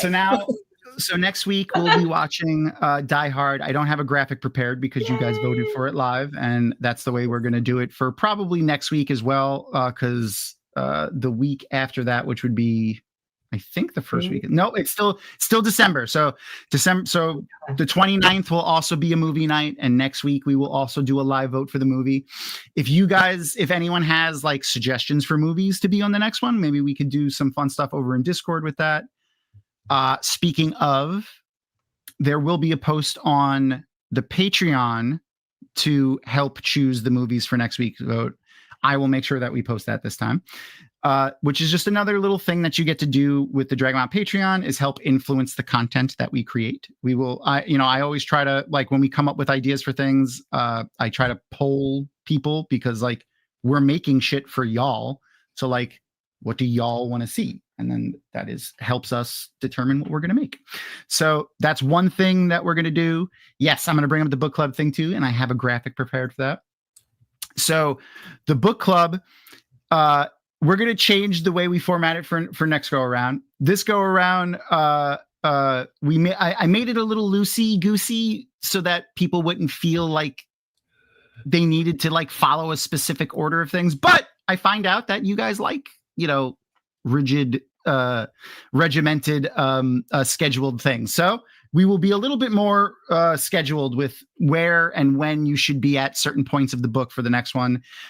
If you have any feedback on how we ran this first one and like things you'd like to see for the next one, let us know and we can try to incorporate it. This is always, again, us trying to make things that y'all enjoy. So that being said, one of the things that we are doing for the book club that we're going to do for all of them is like a little mini I want to kind of theme it as like a mini convention where it's like we have multiple panels, quote unquote, dedicated to whatever the book is that we're going to be reading. We're going to be doing, I put the wrong date on this. I put the 21st on both of them because I'm bad at this. So on the 20th, we're going to be having the book club roundtable at noon Eastern in the Discord. So not December 21st, on December 20th. And on December 21st, which is Sunday at noon Eastern, we are going to be doing the author interview with Jen Lyons. So now this first book club was open to everybody. Anyone can join. The next one is going to be just for Patreon subscribers. Any level of Patreon subscriber can join. So even if you're in the free tier, you can still join. And we're going to do very similar things with the book club discussion, roundtable type thing, where it's not just me and Crystal talking to you about the book. It'll be everyone having a conversation about the book. At conventions, they call those coffee clatches. which I hate because there's way too many letters in that word and there's way too many repeat letters and I can never spell it correctly. But I liked to call it a round table, and I feel like everyone knows what that is. This is just me, the argument that I had with them at JordanCon about naming it Coffee Clutches. Anyway. And then we will do an interview with Jen. And this week, this go around and all future go arounds, those who participate in the book club will have like front row seats essentially to the author interview, meaning that like, you know, if you have questions or comments or thoughts on the book as we're reading it or in the book club, your questions and things will go to the author first. So that's going to be kind of part of the exclusivity of being in the book club and the Patreon. You'll be able to participate in these things that, you know, not everyone will be able to. So if that sounds like something you're interested in, go and check it out over on the Dragon Mount Patreon and over on the Dragon Mount Discord. In the future, also the Patreon subscribers will be voting on the next book that we do, which is pretty cool. I haven't seen a book club where at the end of it you get to talk to the author yet, so I thought that could be interesting. Yeah. What else do we have coming up? I have a couple, I think. Oh, one of the other things that's up that we just finished a vote on the Patreon is, obviously we do a lot of giveaways here. We did a giveaway recently on Wada Holiday where we gave away some of these new spring graphic novels that I have a ton of sitting around, and the Memory of Light backpacks, which if you've been around for the last year or so, you know I'm constantly giving these things away because Tor sent me like 100 of them, and they've just been taking up room in my closet forever. But we need your address for that. So I thought of a fun way to collect addresses again from everybody, updated addresses, was also to offer, would you like to be on our Aaron and Mai's holiday card mailing list? So we've opened it up to, you know, not just our friends and family, but other extended friends and found family that we have through the Wheel of Time community. So if that's something that you want to be part of, you can go over there. And we actually opened it up to the Patreon subscribers to vote what the next theme of the card is going to be. So just to give you an idea, here's some past themes. We did Merry Sithmas, which was very impromptu. I just threw Erin a cloak and a lightsaber, and I was like, follow me into the closet. And she did. She did. Then the next year we did an bonus points for Rebecca or Adelarna, whoever gets it first, if you can tell me what movie this is from. It's pretty obscure. Specifically, the text may help. I have no idea. Okay, so Christmas Vacation. Nope, I don't know. Yeah, no. Lampoons? No. Have you seen National Lampoon's Christmas Vacation? Yes. Okay, so Christmas Vacation. I just watched it. It's the aunt and uncle from Christmas Vacation. Oh, yeah. I see it now. I'm grabbing an image of them, like an actual image of them from the movie, okay. So you could see Erin found that sweater that she's wearing, and just how perfect it is though for the movie. Okay. So here is a very blurry but a shot that'll give you the idea of it. Like that's for them from the movie. Okay. Yes. And then this is our card. Nice. And then this one's a little bit easier to see. This is our card from last year. We did Wookiee Life Day. Oh, I was a Wookiee, adorable. And she was Han Solo. She was my Han Solo. You're adorable. Aww, yeah. So awesome. The vote this year was the movie or theme that won this year was Jurassic Park. So that one will be going out soon because we have some ideas on how we're going to do it. To see it. Yeah. Nice. Yeah. If you guys, Adelarna and Rebecca, if you guys would like to be on it, you know, you can. Don't say your address out loud. You can send it to me.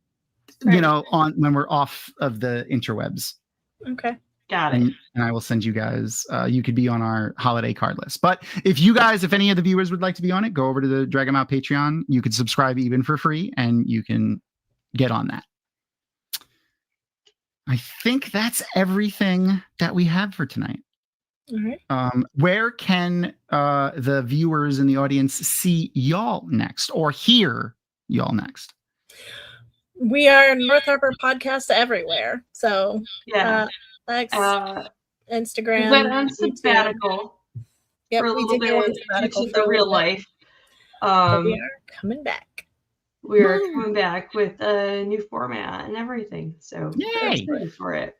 I put a link to the YouTubes and the Bird app in chat. So if folks can go over there and hit all the buttons to do all the things, subscribing and following and all that Yes, stuff. please. Button pressing please. is We important. appreciate at North everybody. Harbor. Yes. Yes. And I think that's all I got for everybody. So until next week when we watch my favorite Christmas movie, Die Hard, say goodnight, Adelorna. Good night, Adelorna.